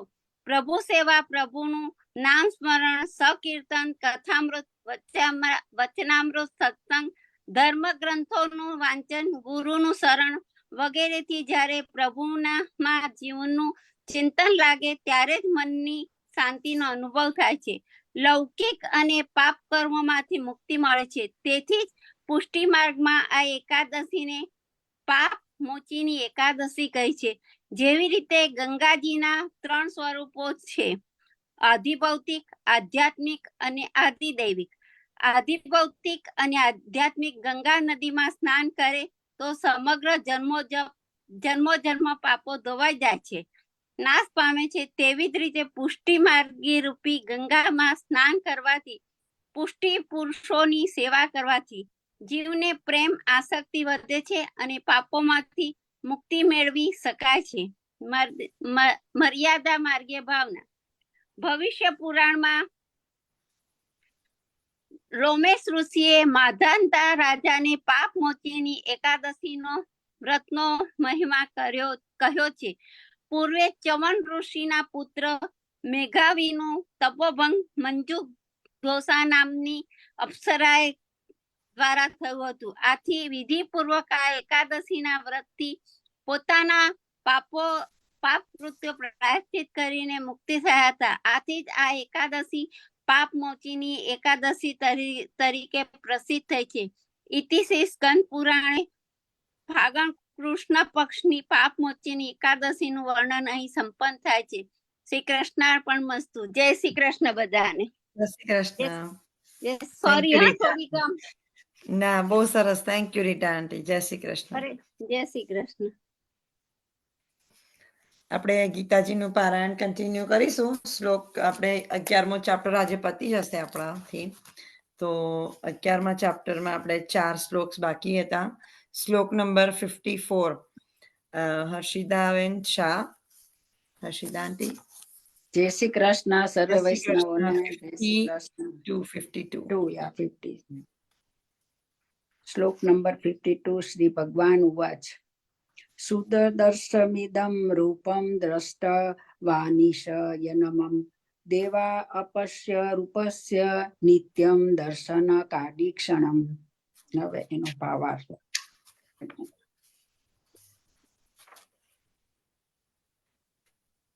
બહુ ઝીણાક્ષર છે. અનુવાદ. પૂર્ણ પુરુષોત્તમ પરમેશ્વરે કહ્યું કે એ અર્જુન,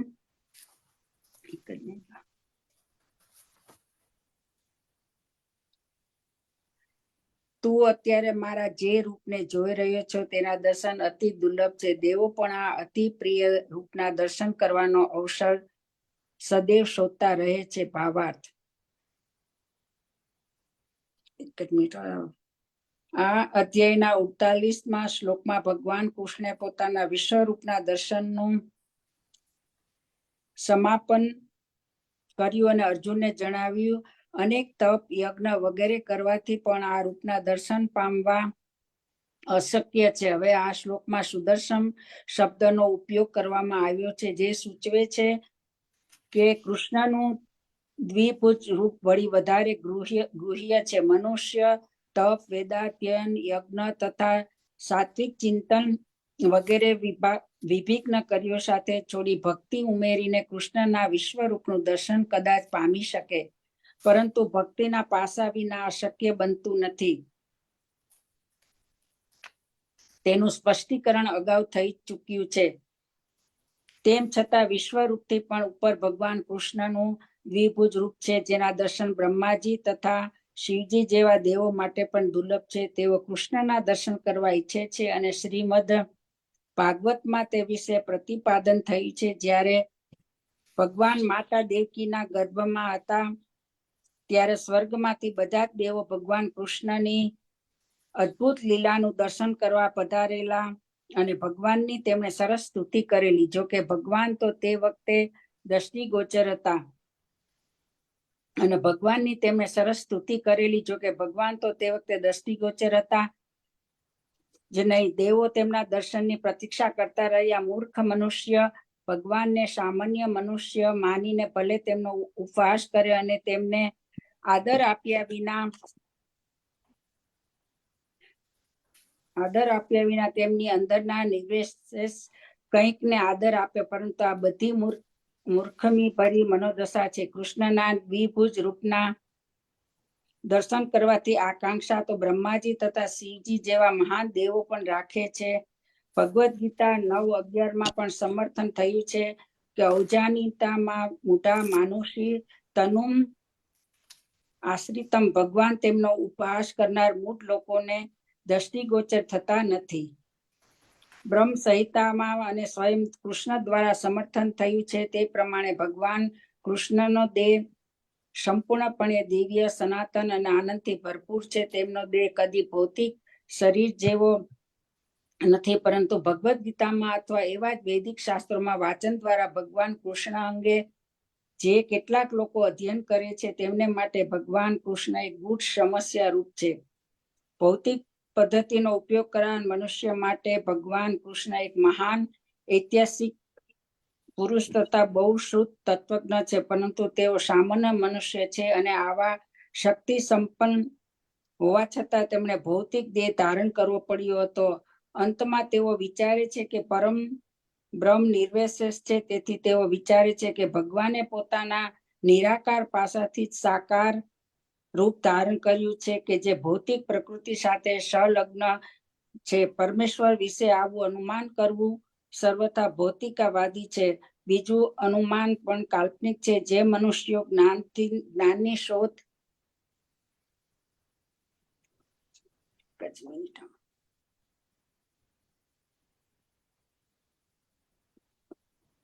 જ્ઞાનની શોધ કરનારા છે તેઓ પણ કૃષ્ણ વિશે ચિંતન કરે છે અને તેમને પરમેશ્વરના વિશ્વરૂપી મહત્વપૂર્ણ માને છે. એ રીતે કેટલાક લોકોને મન અર્જુનની સમક્ષ ભગવાન કૃષ્ણનું જે રૂપ પ્રગટ થયું હતું તે તેમના સાકાર રૂપથી વધુ મહત્વપૂર્ણ છે. તેમના મતે કૃષ્ણનું સાકાર રૂપ કાલ્પનિક છે.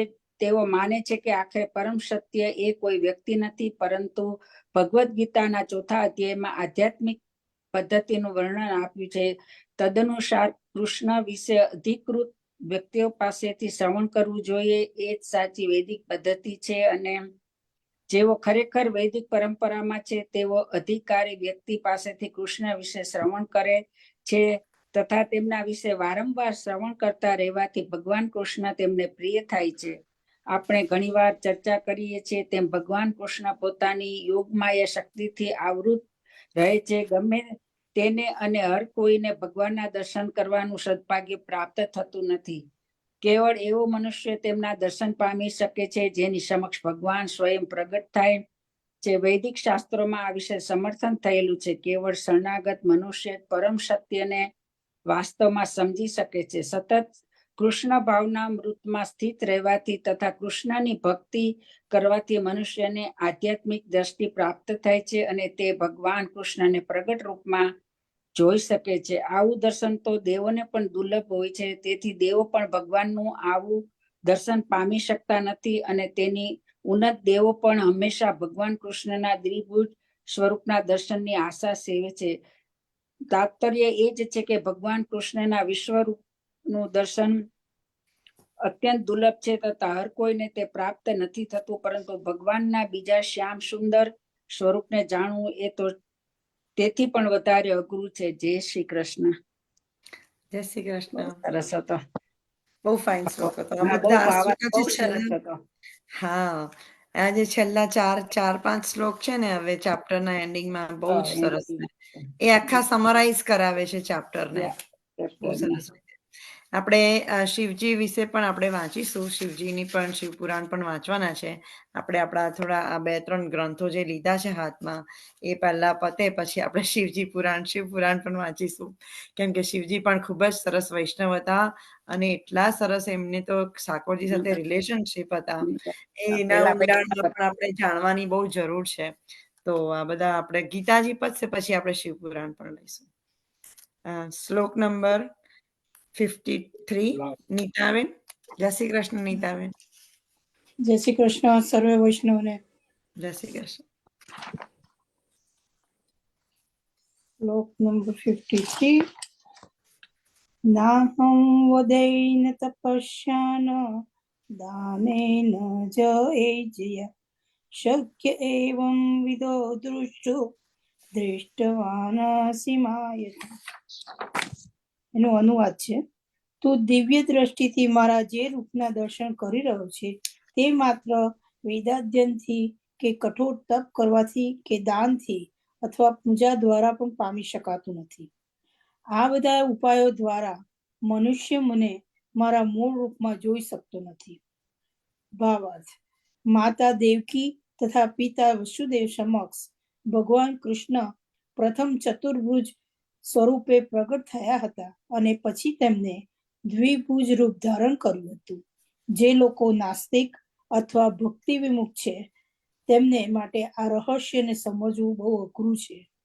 જેમને માત્ર વ્યાકરણના જ્ઞાન દ્વારા જે શૈક્ષણિક યોગ્યતાના આધાર વૈદિક શાસ્ત્રોનો અભ્યાસ કર્યો હોય એવા પંડિતો ભગવાન શ્રી કૃષ્ણને સમજી શકતા નથી.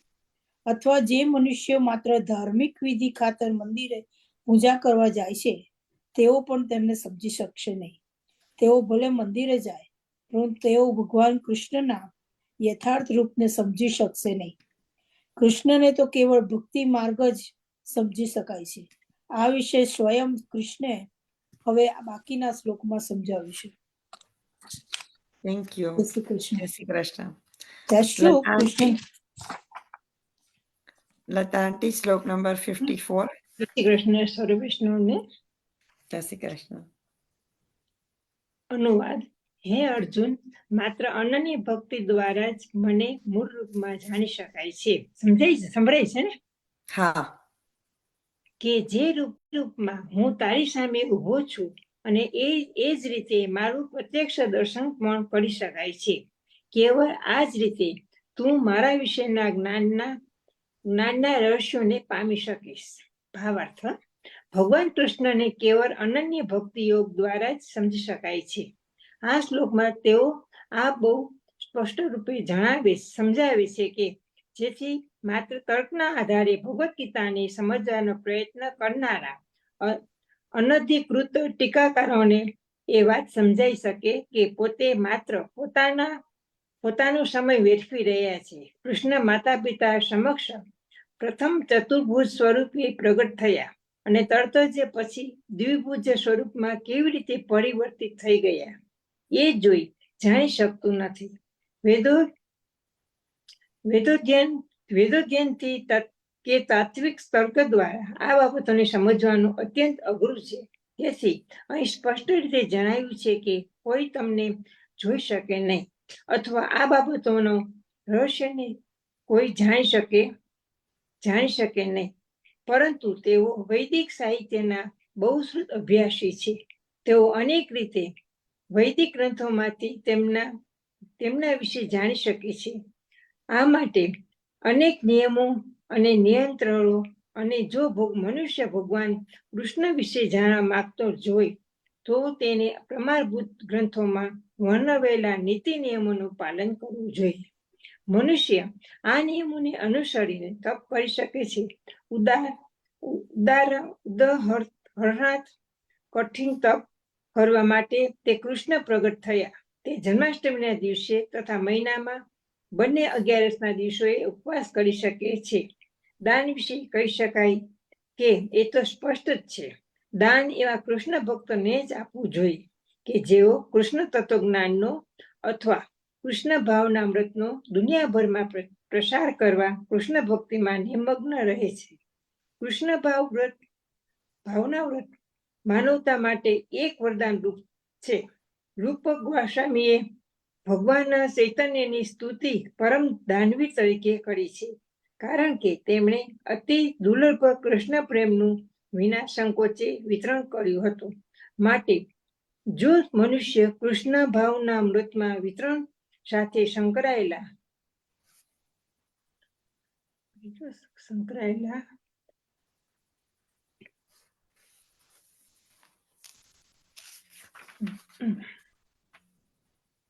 ક્યાં ગયું?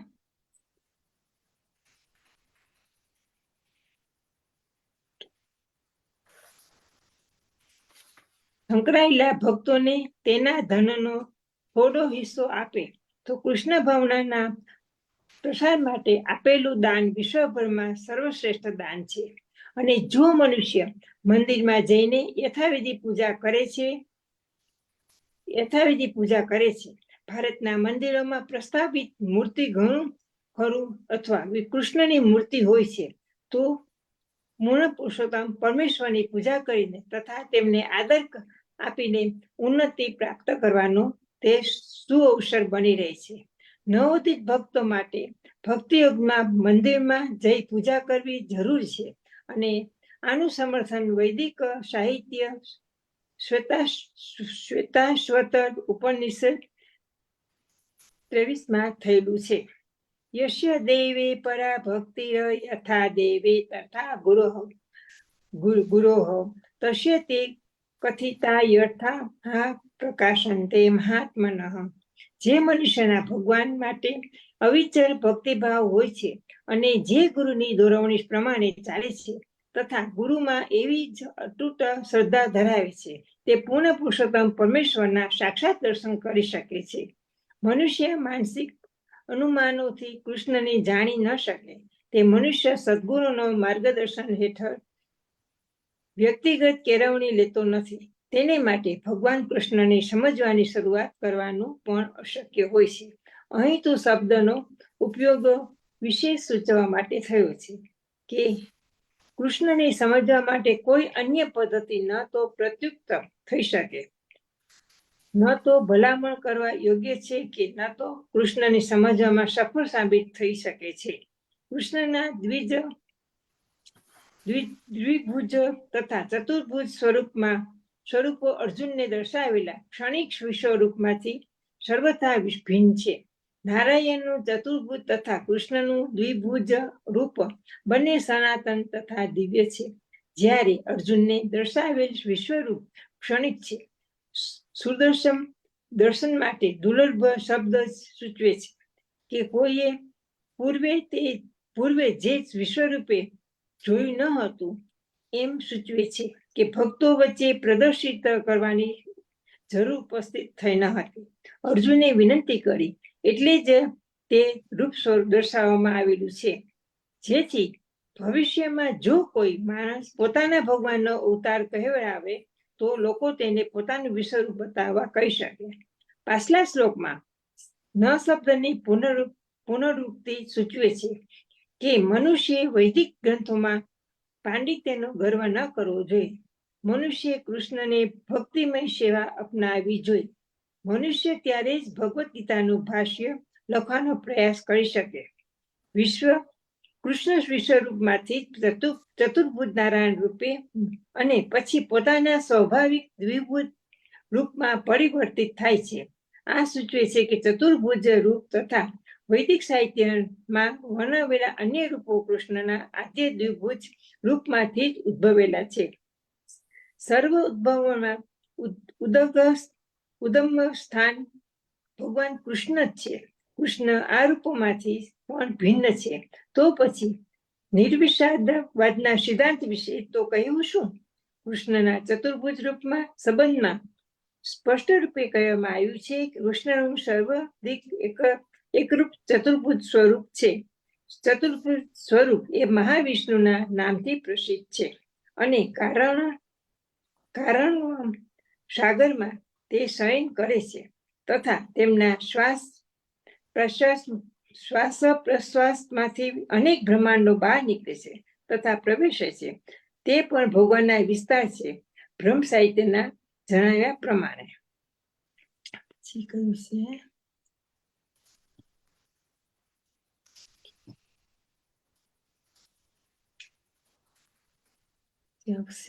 વિશ્વ સ્વરૂપ વિશ્વ રૂપ દર્શન. યસે ક નિશ્વલિત કાલમ નિશ્વસિત કાલમ થાવરપ્ય જીવંતે લોમ વિલજા જગદમ દાઠા વિશ્વ મહાન શય્ય યશ્ય કલા વિશેષો ગોવિંદમ આદિ પુરુષમ તમહમ ભજામી. જેમના શ્વાસ લેવાથી જેમની અંદર અસંખ્ય બ્રહ્માંડો પ્રવેશે છે અને શ્વાસથી બહાર નીકળે છે, તે મહાવિષ્ણુ ભગવાન કૃષ્ણના અંશ છે. તેથી સર્વ કારણોના કારણ ગોવિંદ કૃષ્ણને હું ભજું છું. માટે મનુષ્ય નિર્ણાયક રીતે કૃષ્ણના સાકાર રૂપને પૂર્ણ પુરુષોત્તમ પરમેશ્વર તરીકે પૂજવા જોઈએ. કારણ કે સંભળાય છે, બધા સંભળાય છે ને? Yes yes yes. કૃષ્ણના સાકાર સ્વરૂપને પુરુષોત્તમ પરમેશ્વર તરીકે પૂજવા જોઈએ, કારણ કે તેઓ સચ્ચિદાનંદ સ્વરૂપે છે.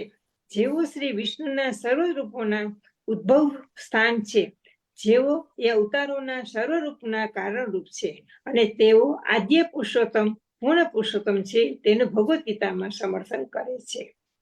સચ્ચિદાનંદમ રૂપાય કૃષ્ણયા કિલક્ષકારિણે નમો વેદાંત વિદ્યા વેદાય ગુરુવે બુદ્ધિ સાક્ષિણે.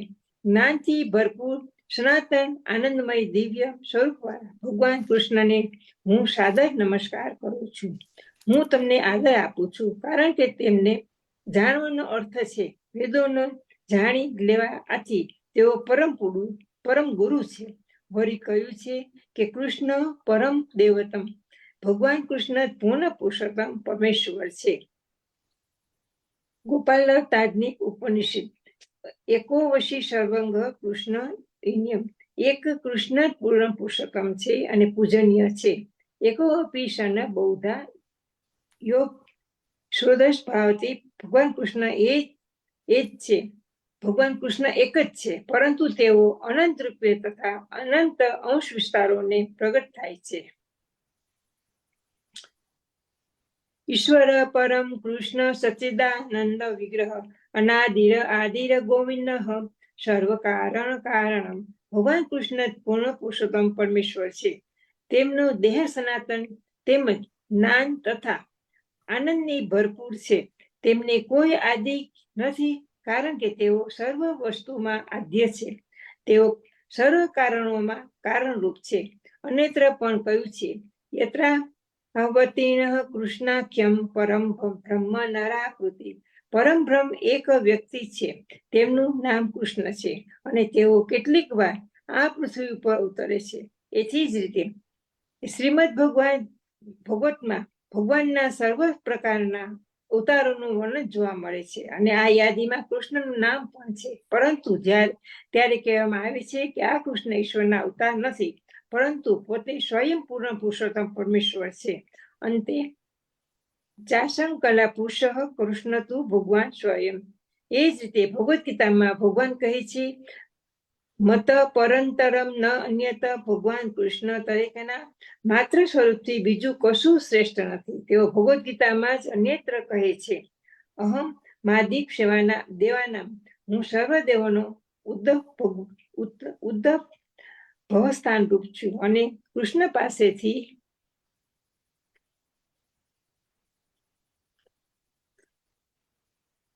ભગવદ્ ગીતાના મૂળ રૂપે. ભગવદ્ ગીતાના શ્રવણ કર્યા પછી અર્જુન પણ તેનું પ્રમાણે સમર્થન કરે છે. બ્રહ્મપર ધામ પવિત્રમ પરમ ભવાન. હવે હું સારી પેટે સમજી ગયો છું, આપ પરમ સત્ય પૂર્ણ પુરુષોત્તમ પરમેશ્વર છો, અને આપ જ દરેક વસ્તુના આશ્રય સ્થાન છો. તેથી કૃષ્ણ અર્જુનને દર્શાવેલું વિશ્વરૂપ ઈશ્વરનું મૂળ રૂપ નથી. કૃષ્ણ રૂપ ઈશ્વરનું મૂળભૂત રૂપ છે. હજારો હાથ તથા હજારો મસ્તકો વાળું વિશ્વરૂપ તો ભગવદ પ્રેમ સહિત લોકોનું ધ્યાન આકૃષ્ટ કરવા માટે જ દર્શાવવામાં આવ્યું હતું. તે ઈશ્વરનું મૂળ રૂપ નથી. જે શુદ્ધ ભક્તો વિભિન્ન દિવ્ય સંબંધોથી ભગવાન સાથે પ્રેમમાં હોય છે, તેમને વિશ્વરૂપ પ્રતિલેશ માત્ર આકર્ષણ હોતું નથી. પરમેશ્વર તો આદિ કૃષ્ણ સ્વરૂપે દિવ્ય પ્રેમનું આદાન પ્રદાન કરે છે. તેથી કૃષ્ણ સાથે અંતરંગ મૈત્રી સંબંધ ધરાવતા અર્જુનને માટે આ વિશ્વ રૂપ રુચિકર ન હતું, બલકે ભયાનક જણાયું. કૃષ્ણના નિત્ય સખા અર્જુન દિવ્ય દ્રષ્ટિ ધરાવતા જ હોવા જોઈએ. તે કોઈ સાધારણ મનુષ્ય નહોતા. તેથી અર્જુન વિશ્વરૂપી દ્વારા મોહમુગ્ધ થયા ન હતા.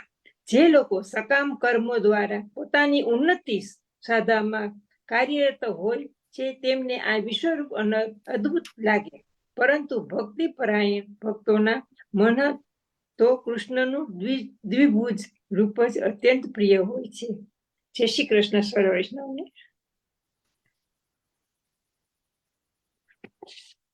જય શ્રી કૃષ્ણ.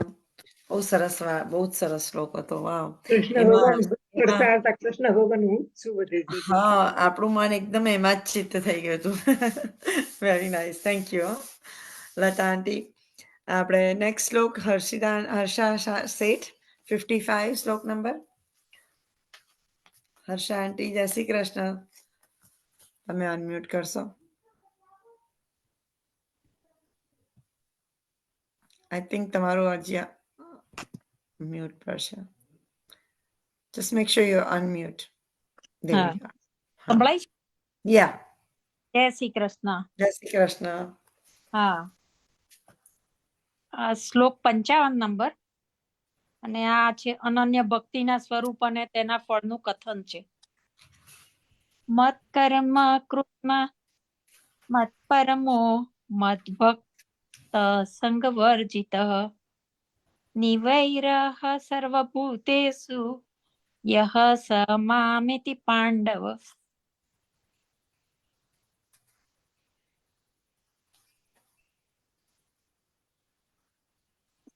આ શ્લોક સ્પષ્ટ રીતે એવી પદ્ધતિની સમજૂતી આપે છે કે જેના વડે મનુષ્ય પોતાની આધ્યાત્મિક પ્રવૃત્તિ અર્થાત ભક્તિ સેવામાં સફળ થઈ શકે. કર્મના સંબંધમાં મનુષ્ય પોતાની સમગ્ર શક્તિને કૃષ્ણ ભાવના યુક્ત કર્મમાં કાર્યરત કરવી જોઈએ. ભક્તિ રસામૃત સિંધુના એમાં કહ્યું છે તે પ્રમાણે અનાસક્તસ્ય વિષયાન યથાર્હર્મ ઉપયુંજ્યતઃ નિર્બંધઃ કૃષ્ણ સંબંધે યુક્તમ વૈરાગ્યમે ઉચ્યતે. કૃષ્ણ સાથે સંબંધિત ન હોય એવું કોઈ જ કાર્ય કોઈ પણ મનુષ્ય કરવું ન જોઈએ. આને કૃષ્ણ કર્મ કહેવામાં આવે છે. મનુષ્ય વિવિધ કાર્યોમાં ભલે વ્યસ્ત રહે પરંતુ તેણે કર્મના ફળમાં આસક્તિ રાખવી ન જોઈએ. ફળ તો ભગવાન કૃષ્ણને જ અર્પિત થવું જોઈએ. દાખલા તરીકે જો મનુષ્ય વેપારમાં વ્યસ્ત રહેતો હોય તો તે વેપારને કૃષ્ણ ભાવનામૃતમાં રૂપાંતરિત કરવા માટે તેણે કૃષ્ણ પ્રીત્યર્થે જ વેપાર કરવો જોઈએ. જો કૃષ્ણ વેપારના સ્વામી હોય તો તેનું ફળ પણ કૃષ્ણને જ પ્રાપ્ત થવું જોઈએ. જો કોઈ વેપારીની પાસે કરોડો રૂપિયા હોય અને જો તે આ સર્વ કૃષ્ણને અર્પણ કરવા માંગતો હોય તો તે તેમ કરી શકે છે. આ છે કૃષ્ણ માટે કરેલું કર્મ. તે પોતાની ઇન્દ્રિય તૃપ્તિ ખાતર મોટી ઇમારત બનાવવાને બદલે કૃષ્ણ માટે એક સુંદર મંદિરનું નિર્માણ કરી શકે. કૃષ્ણના અર્ચા વિગ્રહની સ્થાપના કરી શકે છે અને ભક્તિ શાસ્ત્રના અધિકૃત ગ્રંથોમાં વર્ણવેલી વિધિ અનુસાર મૂર્તિની સેવા પૂજાની વ્યવસ્થા કરી શકે છે. આ બધું કૃષ્ણ કર્મ છે.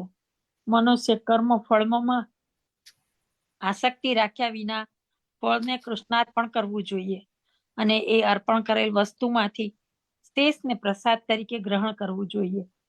જો મનુષ્ય કૃષ્ણ માટે બહુ વિશાળ ભવન નિર્માણ કરે તથા કૃષ્ણના વિગ્રહની સ્થાપના કરે તો તે પોતે તેમાં રહે તેમાં વાંધો નથી, પરંતુ એમ સમજવું જોઈએ કે એ ભવનના સ્વામી કૃષ્ણ છે. એને જ કૃષ્ણ ભાવનામૃત કહે છે. પરંતુ જો કોઈ મનુષ્ય કૃષ્ણ માટે મંદિર ન બંધાવી શકે તો પણ તે પોતે મંદિરમાં સફાઈનું કામ કરી શકે. એ પણ કૃષ્ણ કર્મ છે. તે બાગ બનાવી શકે. એની પાસે જો થોડી જમીન હોય, ભારતના ગરીબ માણસ પાસે પણ થોડા પ્રમાણમાં જમીન હોય છે તો તેનો ઉપયોગ કૃષ્ણ માટે ફૂલ છોડ ઉછેરવામાં કરી શકે છે. તે તુલસીના છોડ ઉછેરી શકે છે કારણ કે તુલસી પત્રનું મહત્વ ઘણું ઊંચું છે અને ભગવાન કૃષ્ણે ભગવદ્ ગીતામાં આનું સમર્થન કરેલું છે. પત્રમ પુષ્પમ ફલમ તોયમ. ભગવાન કૃષ્ણ કહે છે કે લોકો તેમને પત્ર, પુષ્પ, ફળ અથવા થોડું જળ અર્પણ કરે તો આવું અર્પણ કરવાથી પણ તેઓ સંતુષ્ટ થાય છે. આ પત્ર એટલે તુલસી પત્ર. માટે તુલસીનો છોડ રોપી શકાય અને છોડમાં પાણી સિંચી શકાય. એ રીતે ગરીબમાં ગરીબ મનુષ્ય પણ કૃષ્ણની સેવામાં કાર્યરત થઈ શકે છે. કૃષ્ણની સેવામાં કેવી રીતે લાગી જવું તેના કેટલાક ઉદાહરણો છે. મત પરમ શબ્દ એવા મનુષ્યનો નિર્દોષ કરે છે જેને મન તેના જીવનનું સર્વોપરી ધ્યેય ભગવત ધામમાં ભગવત સંઘની પ્રાપ્તિ હોય છે. આવા મનુષ્યને ચંદ્ર, સૂર્ય કે સ્વર્ગલોકમાં, અરે આ બ્રહ્માંડના સર્વોચ્ચ બ્રહ્મલોકમાં પણ જવાની આકાંક્ષા હોતી નથી. તેને એ વિશે કોઈ આકર્ષણ નથી. તેને તો માત્ર વૈકુંઠ લોકનું જ આકર્ષણ હોય છે. અને વૈકુંઠ ધામમાં પણ, વૈકુંઠ આકાશમાં પણ બ્રહ્મ જ્યોતિના તેજમાં વિલીન થવામાં તે સંતોષ માનતો નથી, કારણ કે તે તો સર્વોચ્ચ દિવ્ય લોક અર્થાત કૃષ્ણ લોક, ગોલોક વૃંદાવનમાં પ્રવેશ ઈચ્છે છે.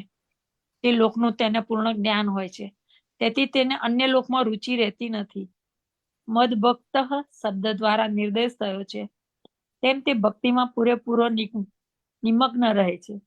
ખાસ કરીને તે શ્રવણ, કીર્તન, સ્મરણ, પાઠ, સેવન, અર્ચન, વંદન, દાસ્ય, સખ્ય તથા આત્મનિવેદન ભક્તિની આ 9 પ્રક્રિયાઓમાં મગ્ન રહે છે.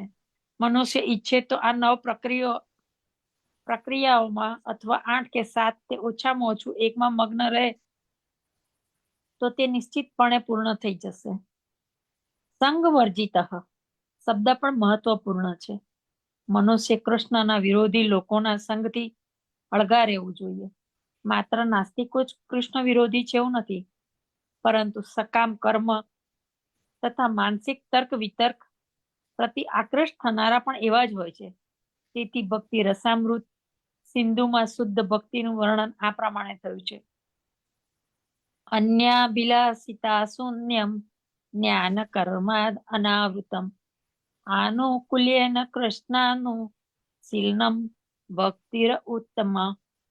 આ શ્લોકમાં શીલ રૂપ ગોસ્વામી સ્પષ્ટ રીતે કહે છે કે જો કોઈ મનુષ્ય અનન્ય ભક્તિમય સેવા કરવા ઈચ્છતો હોય તો તેણે સર્વ પ્રકારના ભૌતિક સંસર્ગ દોષથી રહિત થવું જોઈએ. તેણે સકામ કર્મ તથા માનસિક અનુમાન કરવામાં આસક્ત મનુષ્યોના સંગથી અળગા રહેવું જોઈએ. જ્યારે આવા અનિચ્છનીય સંગથી તથા ભૌતિક વાસનાઓના સંસર્ગ દોષથી મુક્ત થવાય ત્યારે જ મનુષ્ય કૃષ્ણના જ્ઞાનનું અનુશીલન કરી શકે છે, જે શુદ્ધ ભક્તિ કહેવાય છે. આનુકલ્યસ્ય સંકલ્પ પ્રાપ્તિ કુલસ્ય વર્જનમ. હરિભક્તિ મનુષ્ય અનુકૂળ ભાવે કૃષ્ણ વિશે વિચારે અને કર્મ કરે, પ્રતિકૂળ ભાવે નહીં. કંસ કૃષ્ણનો શત્રુ હતો. તે કૃષ્ણના જન્મથી તેમને મારી નાખવાની વિવિધ પ્રકારની યોજનાઓ ઘડતો રહ્યો અને સદા અસફળ રહેતો હતો. તેથી તે સદા કૃષ્ણ વિશે જ ચિંતન કરતો હતો. એટલે કામ કરતી વખતે, ખાતી વખતે અને નિદ્રા સમયે તે સર્વથા કૃષ્ણ ભાવના યુક્ત રહેતો, પરંતુ તે કૃષ્ણ ભાવના અનુકૂળ ભાવયુક્ત ન હતી. તેથી તે 24 કલાક કૃષ્ણ વિશે ચિંતન કરતો હોવા છતાં કંસ અસુર ગણાયો અને છેવટે કૃષ્ણે તેનો વધ કર્યો. બેશક કૃષ્ણના હાથે મરે તેને તત્કાળ મુક્તિ મળે છે, પરંતુ શુદ્ધ ભક્તનું ધ્યેય આવું નથી. શુદ્ધ ભક્ત તો મુક્તિ પણ ઈચ્છતો નથી. તે તો સર્વોચ્ચ લોક ગોલોક વૃંદાવનમાં પણ જવાની ઈચ્છા રાખતો નથી.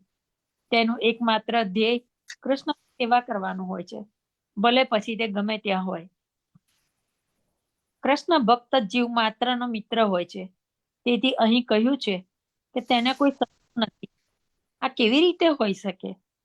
કૃષ્ણ ભાવના પરાયણ ભક્ત જાણે છે કે માત્ર કૃષ્ણ ભક્તિ જ મનુષ્યને જીવનની સર્વ સમસ્યાઓમાંથી છુટકારો અપાવે છે. તેને આનો અંગત અનુભવ હોય છે. તેથી તે આ પ્રણાલી અર્થાત કૃષ્ણ ભાવનામૃતને માનવ સમાજમાં પ્રચલિત કરવા ઈચ્છે છે. ભગવત ભક્તોના ઇતિહાસમાં એવા અનેક દ્રષ્ટાંતો છે જ્યારે ભક્તોએ ઈશ્વર ભાવનાના પ્રસાર અર્થે પોતાના પ્રાણનું જોખમ વહોર્યું હતું. સૌથી પ્રચલિત ઉદાહરણ ઈસુ ખ્રિસ્તનું છે. તેમને અભક્તોએ સૂળી પર ચડાવ્યા, પરંતુ ઈશ્વર ભાવનાના પ્રચાર ખાતર તેમણે પોતાના પ્રાણનું બલિદાન આપ્યું હતું. નિસંદેહ એમ કહેવું ઉચિત નથી કે તેઓ માર્યા ગયા. તે જ પ્રમાણે ભારતમાં પણ ઠાકુર હરિદાસ તથા પ્રહલાદ મહારાજ જેવા અનેક ઉદાહરણો છે. આવું જોખમ શા કાજે? કારણ કે તેઓ કૃષ્ણ ભાવનામૃતનો પ્રચાર કરવા માંગતા હતા અને તે અઘરું છે. કૃષ્ણ ભાવના પરાયણ મનુષ્ય જાણે છે કે જો મનુષ્ય દુઃખ ભોગવતો હોય તો તે તેની કૃષ્ણ સાથેના સનાતન સંબંધની વિસ્મૃતિના કારણે જ છે. તેથી માનવ સમાજની મોટી સેવા એ છે કે પોતાના પડોશીને તમામ ભૌતિક સમસ્યાઓમાંથી છુટકારો અપાવો. આવી રીતે શુદ્ધ ભક્ત ભગવાનની સેવામાં સંલગ્ન રહે છે ત્યારે જ આપણે કલ્પી શકીએ છીએ કે કૃષ્ણ તેમની સેવામાં પરોવાયેલા ભક્તો પ્રત્યે કેવા દયાળુ હોય છે કે જે ભક્તો તેમના માટે સર્વસ્વનું જોખમ ખેડે છે. તેથી આવા ભક્તો દેહ ત્યાગ કર્યા પછી પરમધામને પામે છે, એમાં શંકા નથી. ટૂંકમાં ભગવાન કૃષ્ણ દ્વારા ક્ષણિક વિશ્વરૂપ તથા સર્વભક્ષી કાળરૂપ તેમજ ચતુર્ભુજ વિષ્ણુરૂપ સુદ્ધા દર્શાવવામાં આવ્યા. એટલે કૃષ્ણ જ આ સર્વ પ્રગટ રૂપોના ઉદ્ભવ સ્થાન છે.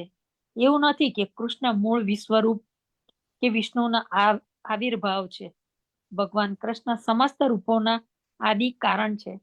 વિષ્ણુ રૂપો સેંકડો ને હજારો છે, પરંતુ ભક્તને મન તો કૃષ્ણના મૂળ દ્વિભુજ શ્યામ સુંદર સ્વરૂપ સિવાય અન્ય કોઈ રૂપ મહત્વપૂર્ણ નથી. બ્રહ્મ સંહિતામાં કહેવામાં આવ્યું છે કે જે ભક્તો પ્રેમ તથા ભક્તિ ભાવે કૃષ્ણના શ્યામ સુંદર રૂપ પ્રત્યે અનુરક્ત રહે છે, તેઓ સદા કૃષ્ણના દર્શન પોતાના હૃદયમાં કરતા હોય છે, અન્ય કોઈના નહીં. માટે મનુષ્ય જાણી લેવું જોઈએ કે આ 11મા અધ્યાયનો ભાવાર્થ એ જ છે કે કૃષ્ણનું આ સ્વરૂપ મૂળભૂત તથા સર્વોપરી છે. આ પ્રમાણે શ્રીમદ ભગવદ્ ગીતાના વિશ્વરૂપ દર્શન એ નામના 11મા અધ્યાય પરના ભક્તિ વેદાંત ભાવાર્થો પૂર્ણ થાય છે. Thank you. જય શ્રી કૃષ્ણ. Thank you. આ શ્લોકમાંથી એક વસ્તુ તો બહુ જ મને પણ યાદ આવી ગઈ. અમુક વખતે હું પણ ભૂલી જાઉં છું કે જે કંઈ બધું લાયા હોય કૃષ્ણને અર્પણ કરવું જોઈએ. અમુક વખતે તરત આપણે ઉતાવળમાં એની જગ્યા પર મૂકી દઈએ ને પછી ભૂલી જવાય કે આ તો પહેલા ધરાવવાનું રહી ગયું. તો એ બહુ સરસ યાદ દેવડાયું. Thank you. આપણે 11મો ચેપ્ટર થઈ ગયો આપણો. હવે 12મો ચેપ્ટર આપણે નેક્સ્ટ ટાઈમથી ચાલુ કરીશું ભક્તિ યોગનો. થેન્ક યુ બધા વૈષ્ણવોને તમારા ખૂબ ખૂબ સેવા માટે, તમારી ભાવભરી સેવા માટે અને સેલ્ફલેસ સેવા માટે ખૂબ ખૂબ આભાર. આપણે ભજન કોઈ ગાઈ શકશે? કોઈને ગાવું છે ભજન? આઈ થિંક ચક્ષુસા આર યુ ધેર? હું ગાઉં છું, ચલ. Okay, sure. આપણે હવે યુઝ્યુઅલી એવરી થર્સડે સત્સંગ કરીશું કારણ કે ખૂબ જ પુસ્તકો છે. આપણે બહુ બિહાઇન્ડ છે. આપણે ક્યારેય પરવારે નહીં બધા પુસ્તકો વાંચવા માટેના. તો આપણે દર ગુરુવારે તો એટલી સત્સંગ રાખીશું જેનાથી આપણે મેક્સિમમ આપણું જ્ઞાન વધારી શકીએ અને નોલેજ સેવાથી આપણે બધા વૈષ્ણવોને ખૂબ જ લાભ થાય. બરાબર?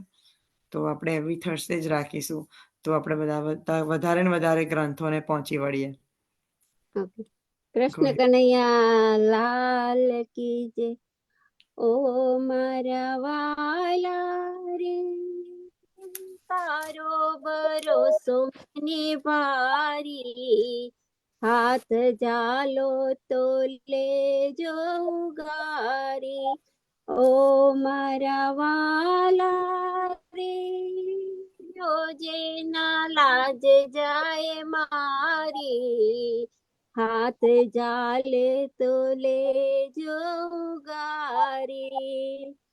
નરસિંહ મહેતાના કામ જ કીધા, ઓ મારા વાલા રે, નાગરની નાતને જમાડી, હાથ જાલો તો લેજો ઉધારી. ઓ મારા વાલા રે, તારો ભરોસો મને ભારી, હાથ જાલો તો લેજો ઉગારી. કુંવર બાઈ ના મામેરા પૂર્યા, ઓ મારા વાલા રે, સામળસા શેઠ થઈને આવ્યા, હાથ જાલો તો લેજો ઉગારી. ઓ મારા વાલા રે, તારો ભરોસો મને ભારી, હાથ ઝાલો તો લેજો ઉગારી. ભક્ત સુધનવા તમને પોકારે, ઓ મારા વાલા લે ઉકળતા તેલ લીધા ઠારી, હાથ ઝાલો તો લેજો ઉગારી. ભક્ત બોડાણાની વિનંતી સાંભળી, ઓ મારા વાલા રે દ્વારિકાથી ડાકોર આવ્યા, હાથ ઝાલો તો લેજો ઉગારી. મીરા તે બાઈના સાદ સુણીને, ઓ મારા વાલા રે કૃષ્ણા મરુત કીધા, હાથ ઝાલો તો લેજો ઉગારી. ઓ મારા વાલા રે તારો ભરોસો મને ભારી, હાથ ઝાલો તો લેજો ઉગારી. ભરી સભામાં દ્રૌપદી બોકારે, ઓ મારા વાલા રે ચીર પૂર્યા મોરારી, હાથ ઝાલો તો લેજો ઉગારી. ઓ મારા વાલા રે તારો ભરોસો મને ભારી, હાથ ઝાલો તો લેજો ઉગારી. કૃષ્ણ કનૈયા લાલ કી જય. શ્રી ગોપાલ લાલ પ્યારે કે જય. લાલ જય. શ્યામ સુંદર શ્યામને મહારાણી. કૃષ્ણ મહારાણી કી જય. આપણે આશીર્વાદ લઈશું ચક્ષુસા. ચોક્કસ. Thank you. જય શ્રી કૃષ્ણ. જય શ્રી કૃષ્ણ. ધરણીના ચરણ કેરો ભરોસો, ધરણીના ચરણ કેરો, શ્રી વલ્લભનક ચંદ્ર ચટાબીન, સબ જગ માહી અંધેરો ભરોસો, ધરણીના ચરણ કેરો. साधन और नहीं आकली में, जासो होत निवेरो, सूर कहाँ करे द्विविध आंधरो, बिना मूल को चेरो भरोसो, दृढ़ चरण केरो, दृढ़ चरण केरो भरोसो, दृढ़ चरण केरो. શ્રી વલ્લભાધીશ की जय. કૃષ્ણ કનૈયા લાલ કી જય. लाल की जय. શ્યામ સુંદર શ્યામને મહારાણી કી જય. महारानी जी की जय. સાહેબજી પરમ દયાળ કી જય. दयाल की जय.